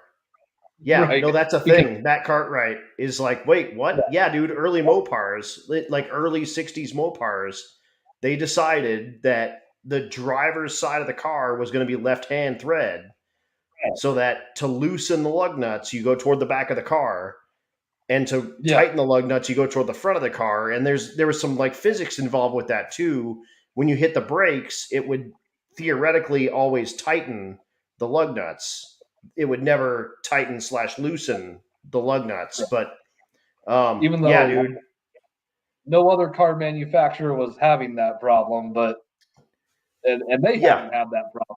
They just decided that to make it easy on the little misses, that you would always loosen to the rear of the car. It's wacky, and to think about the number of them that got broken off by some kid. Is that I think that's it. I think that was totally it. I think it was to loosen, you go to the back of the car. Wow. They would like end up on every news channel at 9:00 tonight if they did that these days. No, totally. I think that was it was wild. Ed Hohenberg says it wasn't just Dodge that did that. That's the only one I knew of. Maybe who knows? But that was one that got me because my buddy had his 66 Charger, and same deal. It had they had switched them, but they said, "Oh yeah, just so you know." Yeah, my dad's 37 Oldsmobile has right-hand threads on the left front only. Huh. All right. So you got to leave yourself notes. Anywho, I'll be done. Ford High Boys had reverse lug nuts too. Wild. Anyway, so, dude. So I mean, this. So you may have like an affinity because you've got this one, and then you've got this one. Yeah. So yeah. Do you have a lot of wigs? Is this a? Let's talk about it. No, Let's talk about feelings. This wig right here was a new wig this year for Halloween. So this was at Brandon Coddington's Halloween party. Oh, dude, which he invited me to, and you didn't come? Well, I moved to South Dakota. Yeah, so. I mean, I get it. It's a 5-hour drive, but. So, did you figure out what the costume is? No. No? No. Not at all. Man, that's so disappointing. So my wife in that picture, Roxanne, is a hot teacher. Now, did you figure it out? I mean, are you Eddie Van Halen? No, that would be David Lee Roth in Hot for Teacher. David Lee Roth. Come on, man, you're killing me, Adam. I thought for sure you'd have a diamond Dave for me. Well, you didn't kick. You didn't do the jump. Hey, that's fair. That's fair. You know, if you'd seen the whole dance and everything, you probably would have had it, right? Ed Hohenberg wants to know if there's another drag hobby you have. Matt Cartwright would like to know if you are hot for teacher. And Connie wants to know who the hot chick is next to Roxy.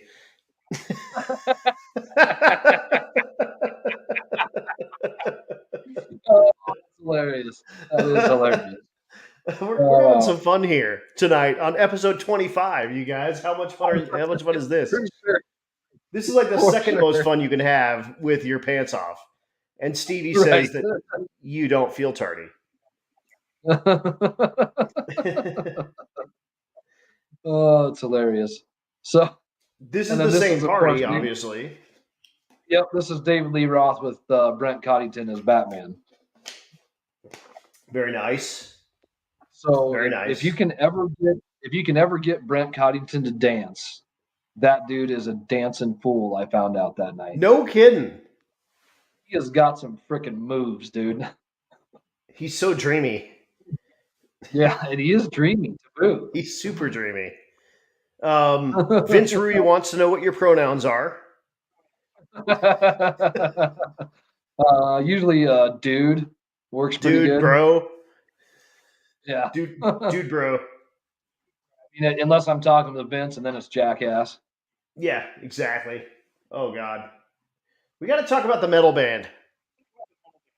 Yeah. So I got better pictures of this. So that's you in the Pantera shirt. That is me in the Pantera shirt. Right in the center of here. This is a blast from the past right here. And yeah. So you're the lead singer in some sort of metal band here. I was years and years ago. A band called Axial. We did a lot of local shows, couple little shows down in Denver, I think. Played the Mishawaka once. And my wife's favorite song for me to do at karaoke is Mother by Danzig. Nice. Hell yeah. So yeah, we got down. We had fun, man. Those were some days right there. I got a lot of memories from back then. That's for sure. Hell yeah. Do you still have the Danzig kind of the raspy Danzig voice? I just ripped out probably my best version of it ever at that Halloween party at Brandon Coddington's house. Nice. Attaboy. Yeah. Attaboy. Yeah. I'm I mean, not to sound like a wuss or nothing, but I'm more John Bon Jovi. But I can nail some John Bon Jovi. And really? Yeah. Oh yeah. Dude, we got to karaoke out. I need a couple of drinks to do it, but same here. Same here. Yeah, dude. You do some Danzig, and I will do some Bon Jovi, and we will have a fantastic night. So what we need is a drive day again, like we had on 2.0 this year, where we had that 80-mile drive day, Right. and we can go do some karaoke in the middle of race week. How awesome would that be? Yeah, and then Vince, you can do all of our audio since you're an audio visual technician. That'll be awesome. Exactly. If you haven't seen, Vince used to have real long hair, and he was a rock star. Oh, yeah. Kind You of. should have had that picture right here pull up. Oh, I've got it somewhere. I don't know where it's at, but I've got it. A little more reverb, please, Vince. Talk about this one. So this is my daughter, Bobby Joe, 10 years old. And yeah, she's kind of got the racing bug in a whole lot of different ways. She likes to do 5Ks. This is her, what, third or fourth year now doing 5Ks. And at 10 years old, with that big old smile on her face, she ran a 5K in 25 minutes and like 26 seconds, I think. That's So yeah. So like a 5K is like 3.5 miles, something like that. Yeah, 3.2 miles. Yeah. So that's like a 7-minute mile at 10. Yeah, 3 of them. Yeah, That's awesome. That's awesome. Yeah, and I mean, she did her first one. I think it was 3 years ago that she did her first one, and did it in like 29 minutes. And the coaches were like, "She's fast." And then the next year she did it in like 28, and then this year she was like, her goal was to run a 27, and she came across that finish line at 25. I think it was 25:42, and man, I couldn't have been more proud of her. She's just so determined, and That's so just awesome. man, it's something. It's inspiring to watch, is what it is. And she always tells me that she's going to race cars when she gets old enough. So Hell yeah. I mean, you could get her a junior dragster like in 2 years. yeah, well, we could just do the whole juniors deal, right? You could do the junior street when she's 13. So we're only Actually, I think junior dragsters they have down to like 8. I think you can get her one like now. Oh, hey, easy, Adam, easy. Yeah, hold on, I'm just spending your money. It's okay. I'm just spending your money. But yeah, junior street's 13. So that'll be cool. Yeah. So I don't think I'll get out of letting her do junior street. I think she's going to be pretty on that. Hell yeah.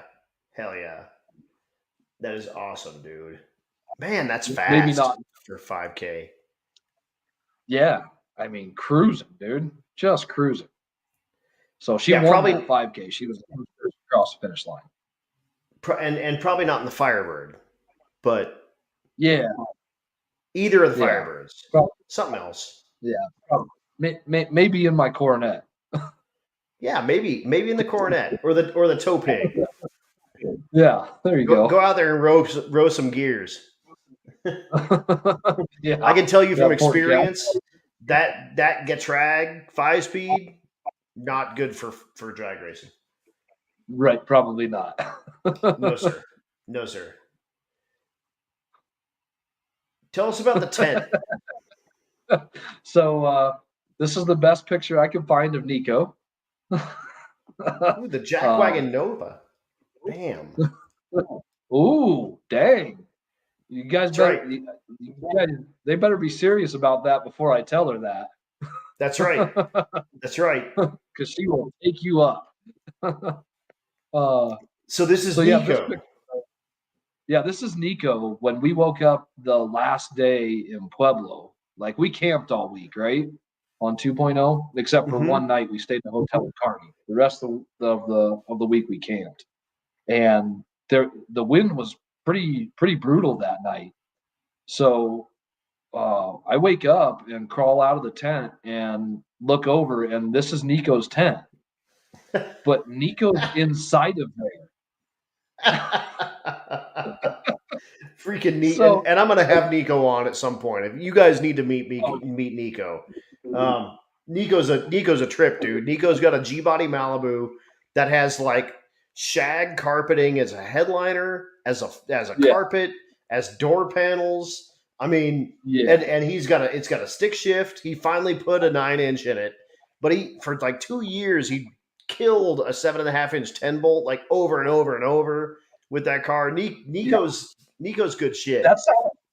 That's how I met Nico. The first time I ever met Nico, he was cobbling that 7.5 back together again Yep. in great. Yeah, and he's like, I'm putting Lucas in it this time. It'll stay alive.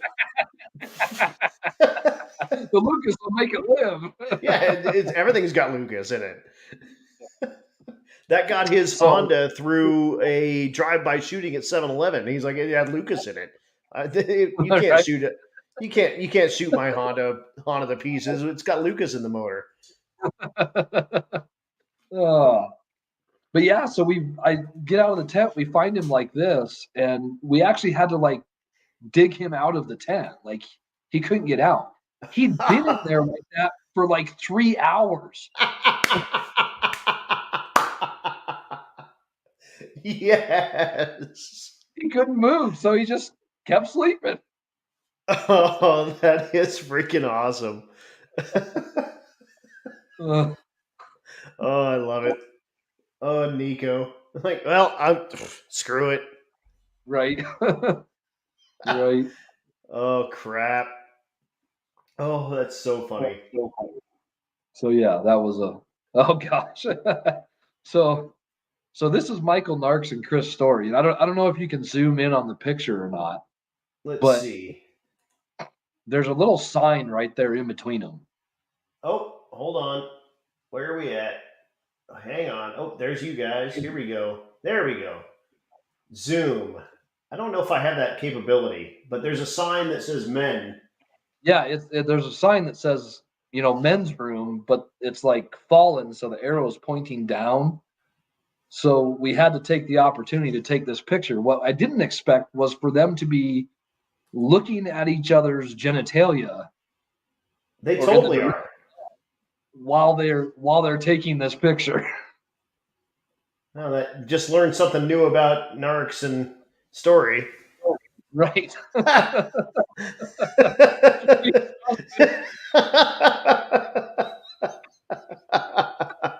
You're right, man. Just don't zoom. We probably can't zoom in that far anyhow, so. That is hilarious. Holy cow. Oh, man. Please don't zoom. So this picture, I threw this one in here because I don't know who this is, but I am in love with that camper and I want it.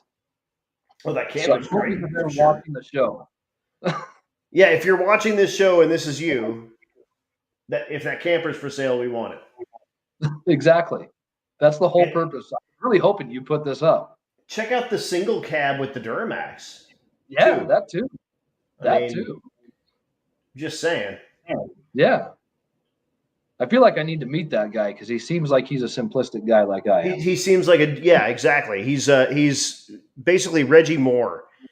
He's got the shirt that says, "I'm a 6-volt guy living in a 12-volt world." Oh, right. So doing some tuning here. It got pretty serious right here, right? Like when Brent and I both have the laptops out, he's doing serious tuning and I'm trying to look important. I like it. Yeah. And like Googling, like, what are you saying? Because I need to make sure that I know what in the hell you're doing to my car.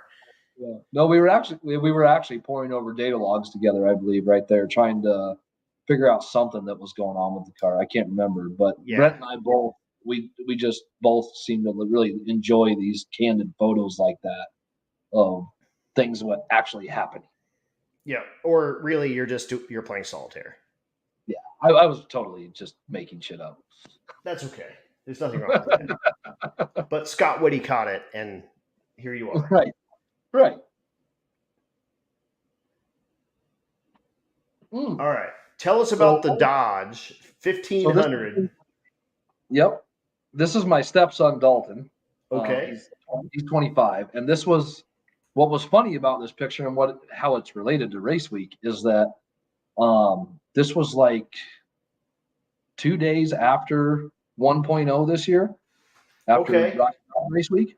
Yep. And he called me and was having issues with his truck, said it was making noise, you know. So I went to rescue him, and we got almost all the way back to my house before the left front wheel bearing just gave out completely. And we were still like a mile from my shop at this point. So we got it pulled over into this parking lot. And I wish I would have gotten the whole thing in the picture, but we actually ran back to the house and got my Race Week trailer that was still loaded. Okay. And brought it back and used the Race Week trailer to fix the truck in place. Hell yes. Hell yes. We can do a front wheel bearing on that. I got all the stuff. Hold on. Yeah. No big deal. This is a typical roadside repair. So awesome. Yeah, that's how Dalton worked into it.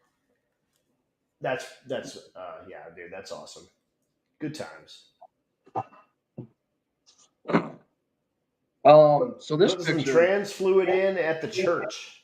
Yeah, so this was the last, I think it was the last checkpoint on 1.0 this year, right? That seems right. Yeah, because we had the boat motor in at this point, the truck motor, whatever you want to call it. Yep, you can see it's got the air cleaner and the carb and stuff. Yep.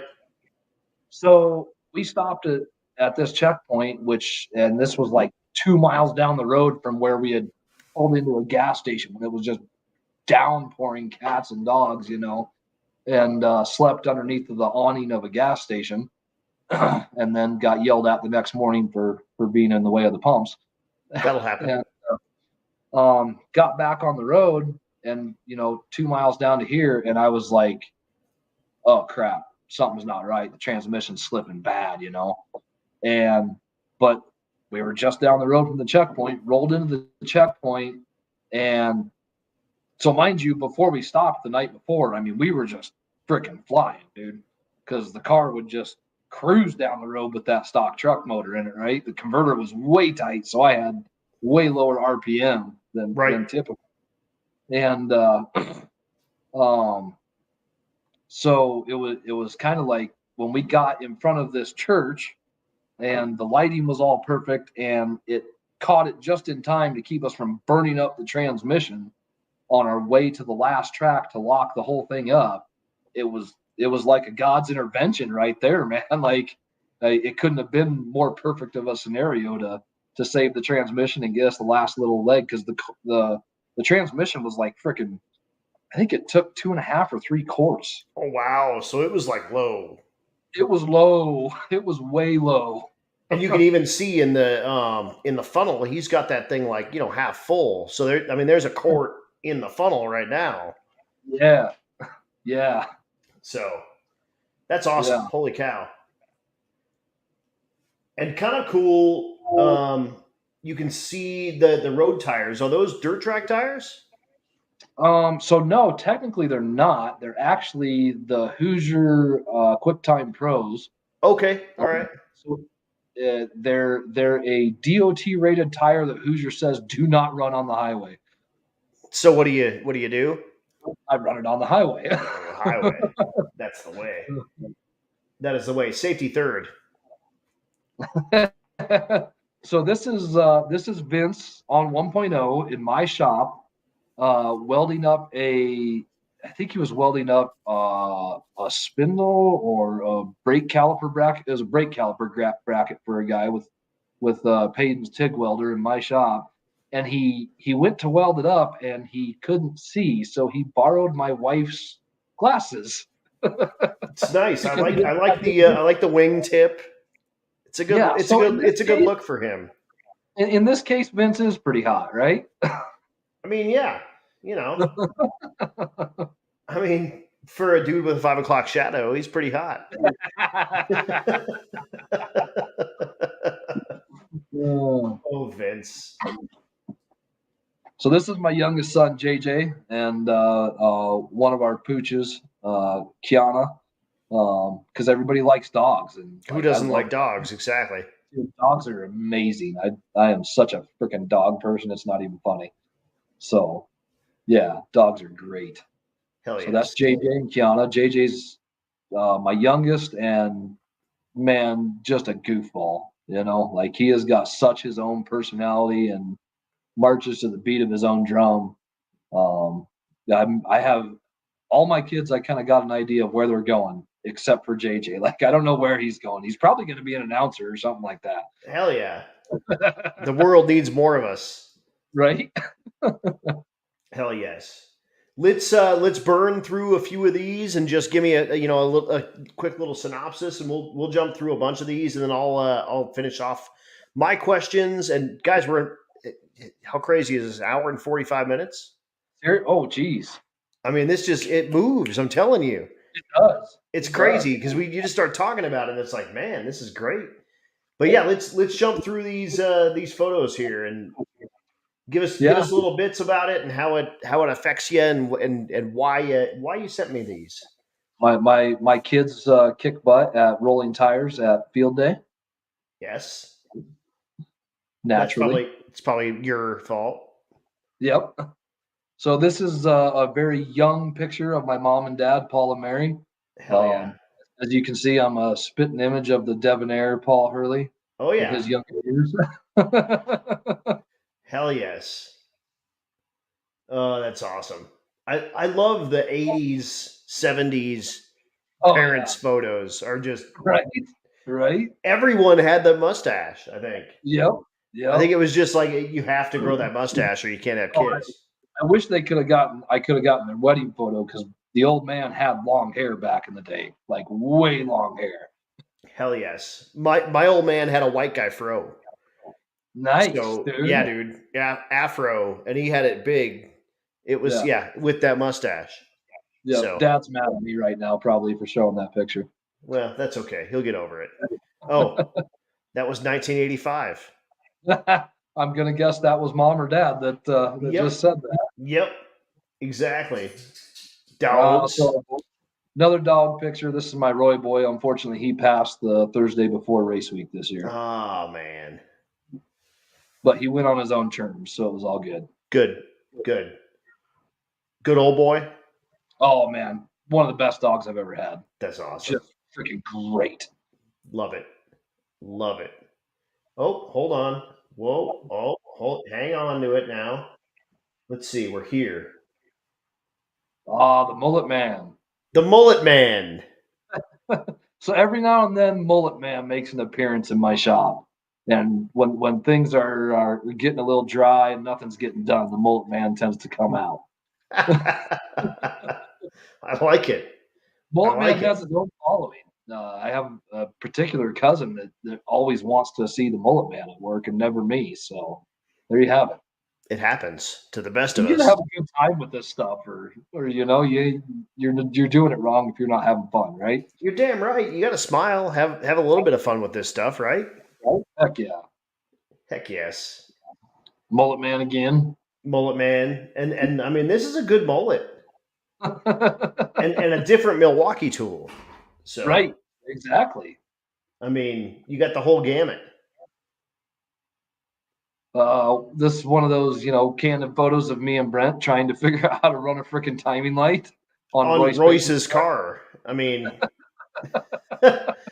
this is like multicultural, right? Like this is supposed to be some of the fastest, smartest guys there, right? And we're trying to figure out how to run a freaking timing light. How in the hell do we run this timing light, man? So we set it to what? And yeah, it's awesome. I just threw a picture of Danny in because Danny, I don't think, gets enough recognition for what he does and who he is. And, Danny's a great guy, and he's a hell of a machinist. And he's definitely passed that right along to his son, Eric. No doubt about it. Hell yeah. No, those dudes are gangster, and they do a lot for the race week community, and a bunch of those dudes have bow tie motors in their stuff. And I believe that he is actually honing our engine right there. Hell yeah. Hell yeah. In the Sun and Cylinder King. Yep. So this is not Mullet Man.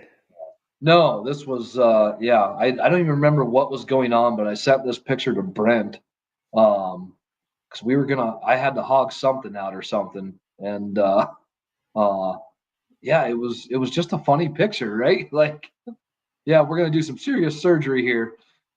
Mad scientist getting out the freaking die grinder. That's right. That's right. Right. And if it were Mullet Man, it would be a Milwaukee. Right, right. Not a Mecca. Yeah, Mullet Man runs Milwaukee. Period. Absolutely, he does. So this is 2.0 last year. First time that we brought home the overall win and the unlimited win. Obviously, Eric and his famous boots and his American flag shorts, which I think are actually swimming trunks, but he won't admit to it. Whatever. It helps with the sweat. Right. Exactly. And then same picture, but with Brent at 2.0 last year. First time we brought home an unlimited win. Long time getting there, that's for sure. You're damn right. You're damn right. Of course, Angel. Yep, just another dog picture because Jason Schaefer's dog Angel is just freaking amazing. This was when I met Jason Schaefer for the first time. Okay. So he pulled up in his hot rod with Angel in the passenger seat and wanted to talk to us. And I was like, yeah, you can talk to us, but I want to talk to your dog. Yeah, exactly. Exactly. And Jason Schaefer, he's the guy that's on the cover photo of the That's Cool Drink Facebook page. Jason Schaefer's the jam, dude. That dude is awesome. What a freaking I'm gonna have him on someday, but that dude's real shit. Like that dude's the man. Absolutely. And a veteran. That's right. Oh, there's the boat motor. Yep. So this is just a random picture of the boat motor and us wore the hell down. Dude who puts his dog in a cooler in the front seat. Yes, that's the guy. He puts a tub down and then puts ice in it and then puts another tub in it, so it's intercooled. Yeah. So the dog stays cool but not wet. Yeah, Angel needs to stay cool. That's all there is to it. That's right. That's right. Yeah, so this is a random picture of us putting the boat motor, truck motor into the car. You can see the sun's just coming up there, so it's probably about 6 a.m. I'm guessing. Yep, and you got the motor plate there on the ground. Yeah, we actually may have just pulled the motor plate back off to cut the hole in it at that point. Because it doesn't look like it has a hole in it yet. Yeah, I don't think so. Yep, he's got the water pump there, and you're looking at it like, well, what do we do? This is the point of just complete exhaustion, right? You're waiting on like the fourth wind to come right now. Right. Yep. Just dying. Yep. Can't think straight. This is obviously me and Bobby Joe and the sweetheart went and she works the RaceWeek trailer a lot. Yep. Loves being up there, and she bought me a RaceWeek mug and a koozie this year just out of the kindness of her heart. Yeah. How cool. Just because she wanted to say, Dad, I'm proud of you, and I thought that was pretty freaking awesome. That's awesome. Hell yeah. With the Meltdown hats, and you get those done. Who does your hats? Travis Wise? Travis Wise does our hats. Yep. Revved Up Laser Works, who's also a RaceWeeker. Totally. Yep. Great work. Yeah. It's a Revved Up Raceworks, right? Revved Up Laser Works. Revved Up Laser Works. And yeah, he does hats, he does coffee mugs, he does all sorts of stuff. And he'll run you deals if he's got stuff sitting around.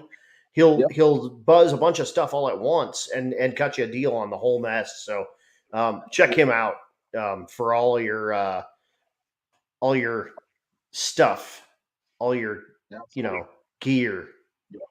Yep, he's running specials on Christmas ornaments right now. I just saw that today. Giddy up! I did not see that, but he did your hats, the Meltdown Firebird. Of course, you end up with that name from me, actually, sorta. Yeah, kind of, sort of, somewhat. Yeah, I think it kind of all happened in the same way. But when the car was still blue, right, or was it orange? It tried to burn itself down. It was blue. Fire, it was blue at that point, and it caught fire on the hoist, and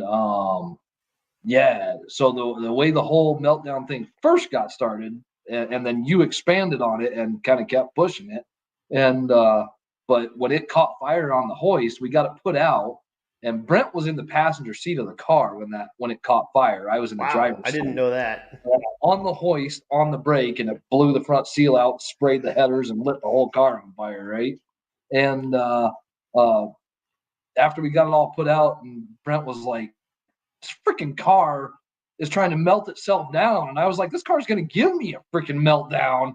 And then, 2 days later, we were on Race Week and told you about that. And then it just became the Meltdown Firebird. And exactly, I just start telling it to the world, and Meltdown Firebird and Meltdown Racing and Meltdown Part 2. This picture is this is the first time that we ever actually won an event with one of the cars, and blessed to have Logan there with me for that. Hell yeah. This is a picture of my brother Eric's oldest boy, Trace. He came with us on 1.0. What was that? 3 years ago, I guess. Okay, yeah. As you can see, the kids loved chasing him around. If Krigo is Alan Jackson, then this guy, Trace, looks like a miniature, oh gosh, what's the Toby Keith. Okay, all right, yep. Yeah, pretty handsome kid, quiet, big curls and everything. Yeah, kids love him. Good times. This is Logan, doing his co-pilot stuff. Yep. He was probably 11 or 12 at that point.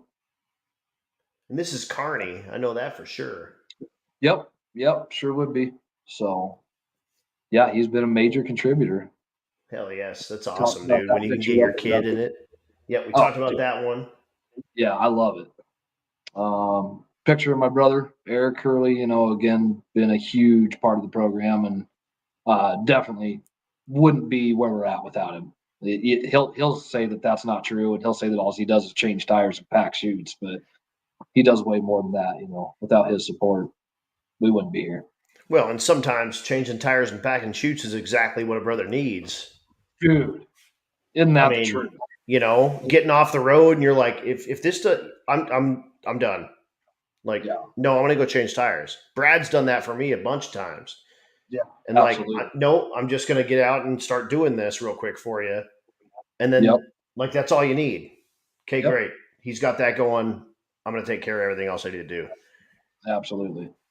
So that gets us to the end of all of our photos. I'm going to run through my questions. If you're on the comment section of the live stream and you happen to be joining us live, pop your comments up here too. I'll read those comments, and then when they end up, if you're watching this not live or you end up on the podcast, you'll kind of know what we're talking about. So right. I've been trying to do that all night, and realize that this is going to be on a post kind of playing deal, and it's a tough thing, man. I'm so used to it just being live and you and me and hanging out and doing this, so trying to kind of explain what's happening in the photos and stuff like that. So it is what it is. But so what is the largest thrash that you've been a part of? Oh, the largest thrash that I've been a part of, that's probably a toss-up between when the car caught on fire and when we put the engine in it in Pueblo. Those are a pretty close tie. But man, it seems like it doesn't matter what we do. Every year we're thrashing. We've had 1 year, I think, that we weren't thrashing to get done, and it was actually really funny because I was always sending Brent messages like, "Oh, I'm using a rag and some brake clean to clean this part of the frame tonight," because I have nothing else to do. Yep. It was really weird that year. You got spoiled. Yeah, absolutely. So that's never happened again. Son of a. Tell me about the one that got away. What car did you sell that you shouldn't have sold? Oh, yeah, that's easy. My '66 Ford F100. Oh, dude. Yeah, and when I was 21, I decided it was time to buy a house. I was renting a place, They had a nice big oversized 2-car garage, and I was in the middle of restoring that truck. Had done the whole frame off thing, had the frame painted and all the brakes done and everything, and blah blah blah blah. And decided it was time for me to buy a house. And unfortunately, that truck got sent to the scrapyard of all places. So Oh there was no no. getting that one back. So yeah, that was definitely the one that got away. I do have another 66 F100 sitting out back now that I will build someday, but It's not yeah, that one. it's not that one. I get it. Yeah. This is a great one. Matt Cartwright asks, do you find racing more stressful or less fun racing your car now than when you were running the 850 and slower kind of days? Yes and no. The only thing that's stressful about it is, when I get to thinking about, like, can we afford to do the next big race? That's where it gets stressful, because the car is a lot more expensive to operate now. Methanol is more expensive, big tires are more expensive, the transmission's more expensive, the engine's more expensive, the heads are more, Just everything's more everything. expensive. Right. Everything Yeah. that could go wrong is more expensive. Yeah. So that's the only part that's more stressful about it. But man, as far as less fun, no, I don't find it to be any less fun. I think if you let it become less fun, then you probably went down the wrong path. Maybe got tied up with the wrong people, maybe got too contractually obligated or whatever. We're still just out there having fun. Right. And right. let me tell you something: 200 freaking miles an hour is fun. It's fun, and no matter how you slice it, dude. Yeah, exactly.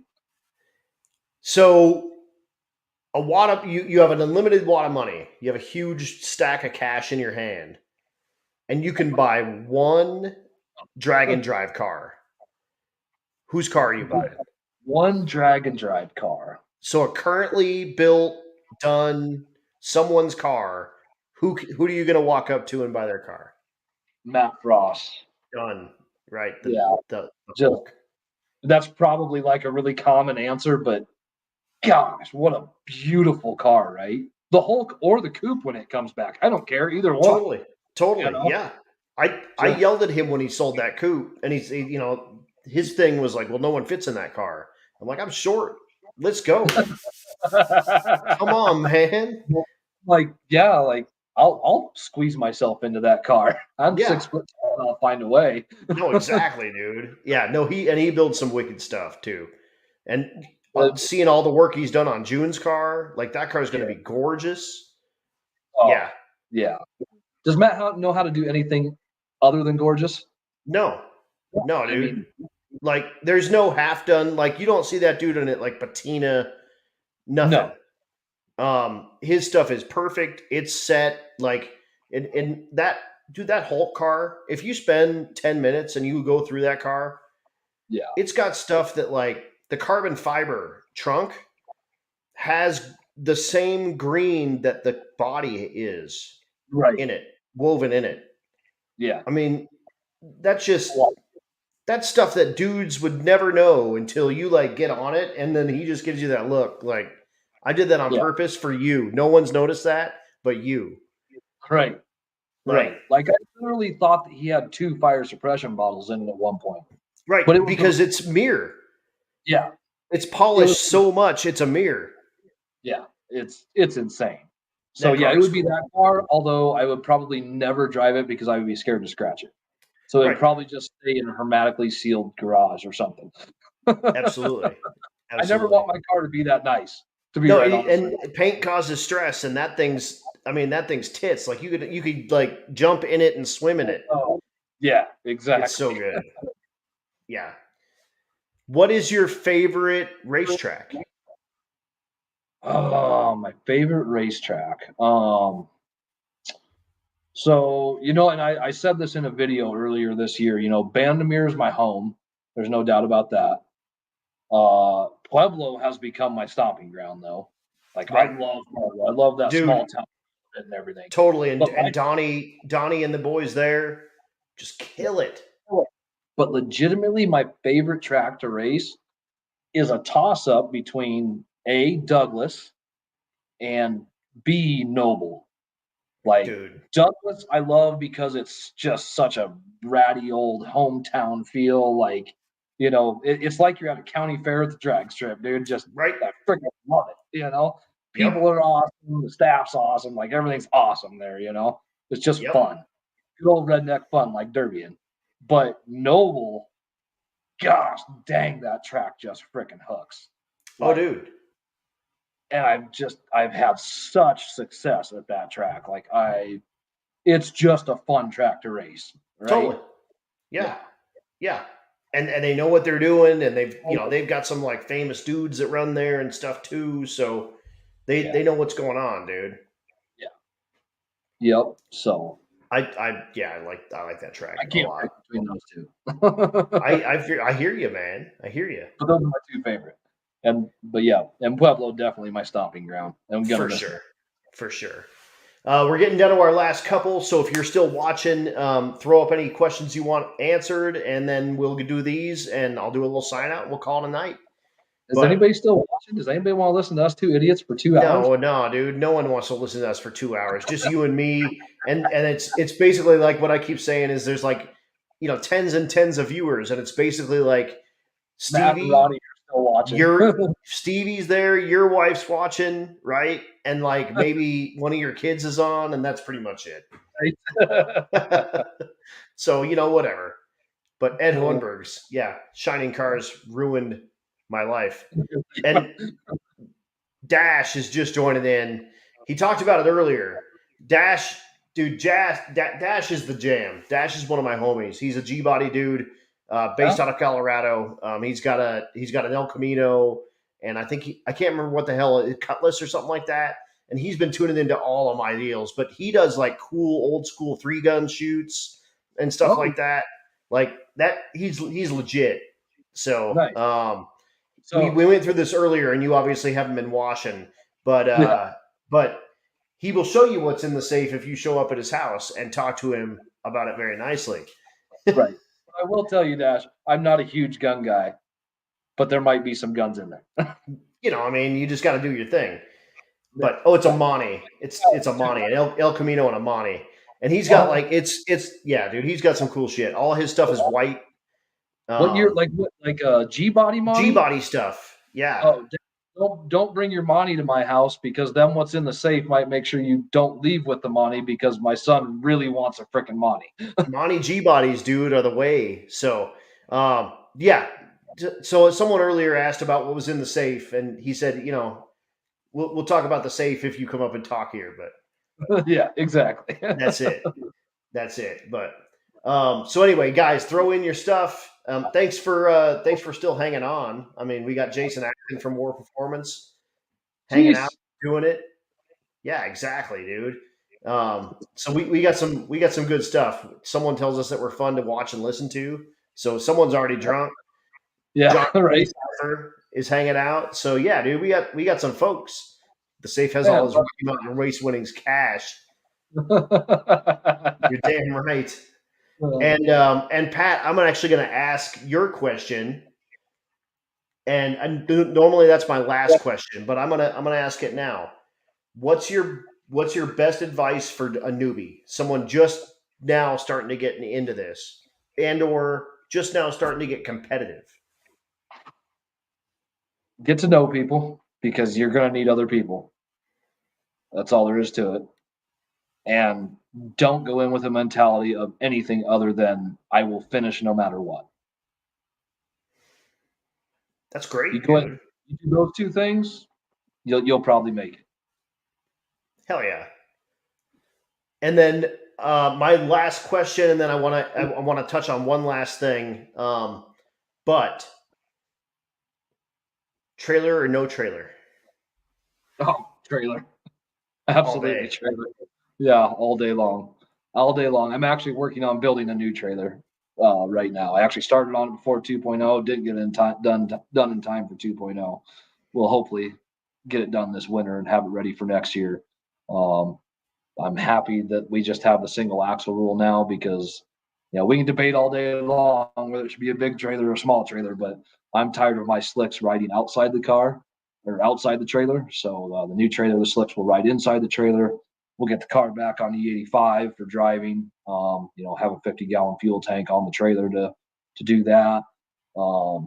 But that's a piece of advice that I have for people is that if you can get your slicks or your radials out of the sun and the wind and the dirt that they pick up being on the trailer, I am a huge advocate of that because, in my opinion, it will destroy a set of tires in about 2 days of driving. Even with them on the trailer, they just seem to dry out. The moisture comes out of them. They lose their sticky. It just changes the tire riding back there on the trailer. So that makes a ton of sense. Yeah, get them out of the air, the weather for sure. Even on the trailer. It's a great idea, dude. Super great idea. So if you're on the comments and you want to ask a winner of this thing, how to do it, put it in last deal. I'm on my last bit here, and it's the Patriot Award, dude. So you came up with the Patriot Award on your own. You were just like, hey, dude, I think we need to do something for the veterans on Race Week and Rocky Mountain Race Week. And tell us a little bit about that and kind of why you brought it in, what kind of you're doing with it, and then I'm gonna throw a little bit because I won this year. Yeah.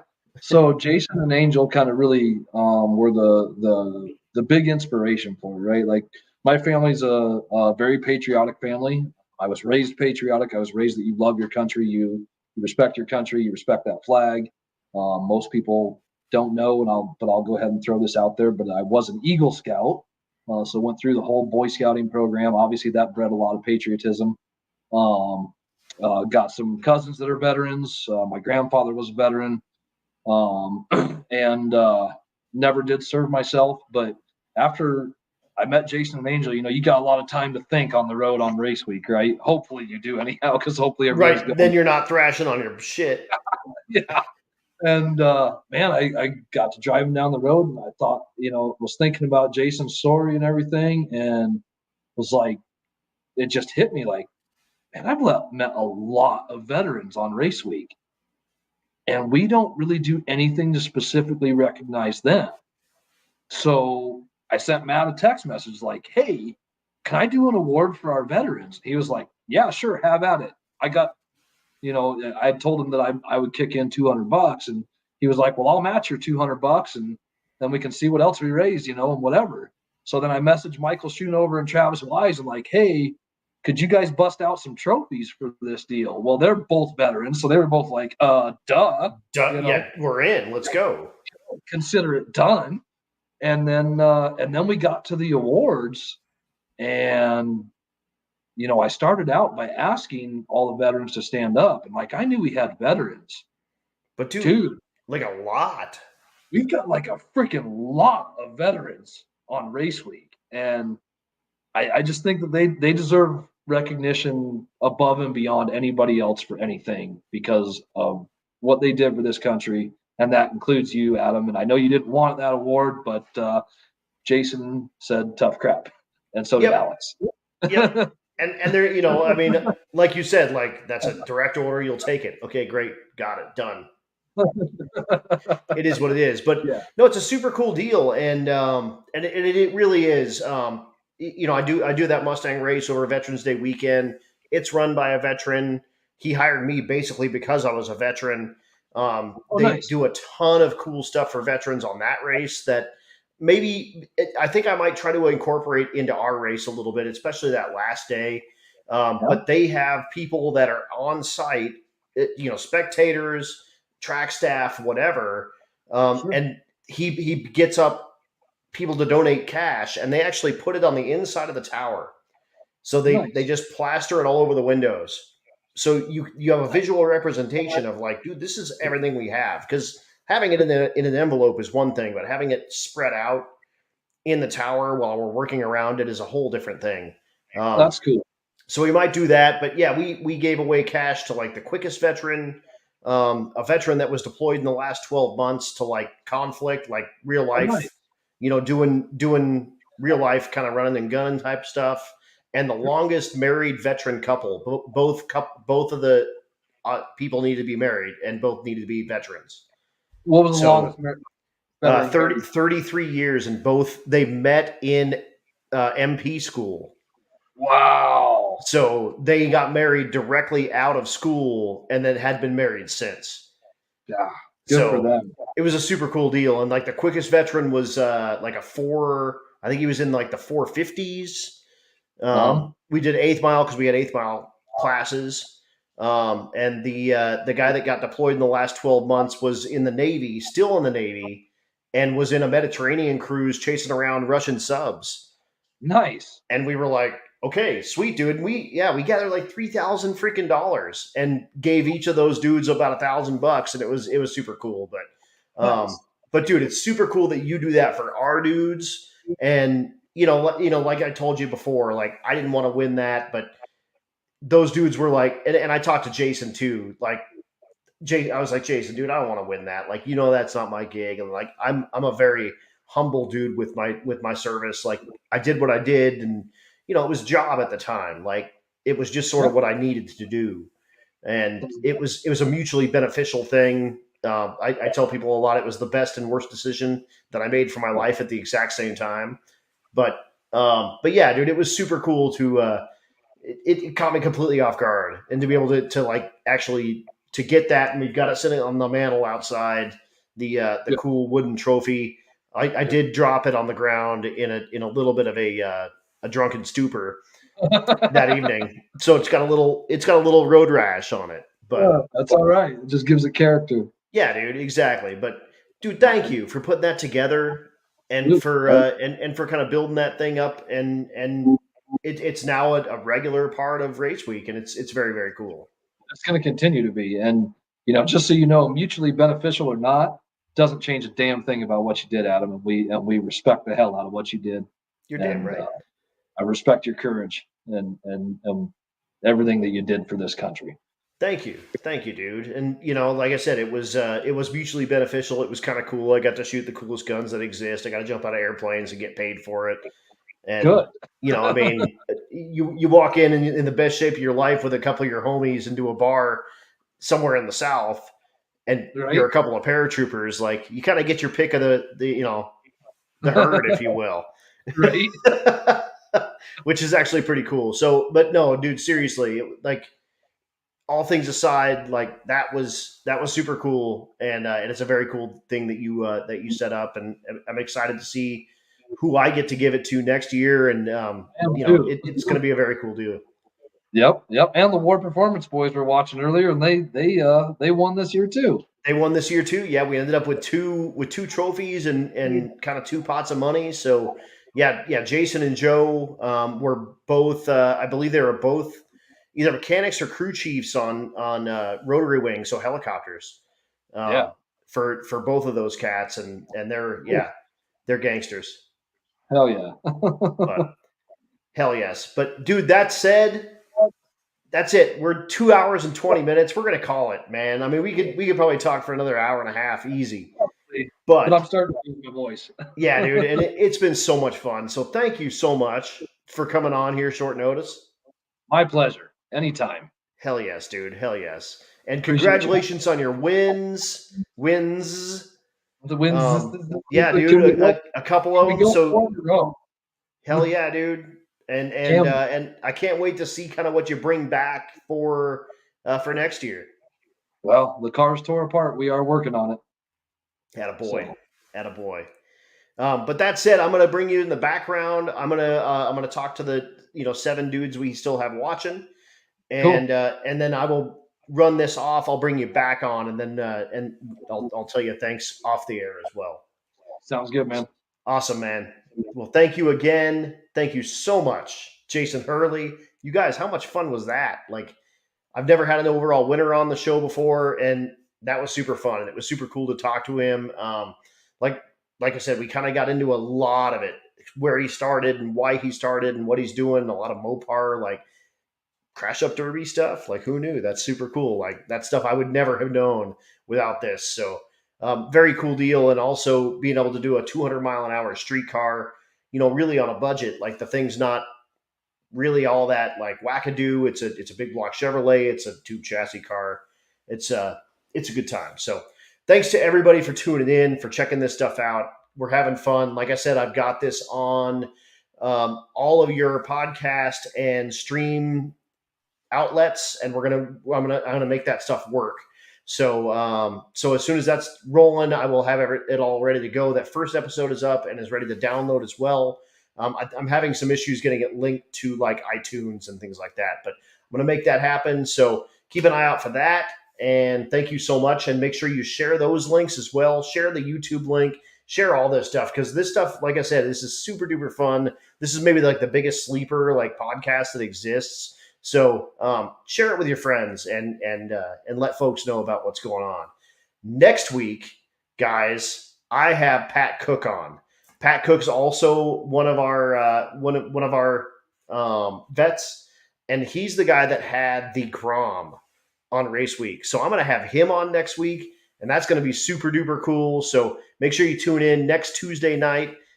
He's actually on a business trip next Tuesday night, so he's going to be in his hotel, and we're going to have a good time partying it up with Pat and have our first, I believe, our first motorcycle guy, and it's our Grom guy as well. So got him next week. So again, thank you guys so much for tuning in. That's Cool Drink episode 25, just getting wrapped up. And guys, I appreciate you guys so much. We will have a little bit of a break through the holidays and stuff. I will let you guys know. But that said, next week, Pat Cook, episode 25 with Jason Hurley. We are done.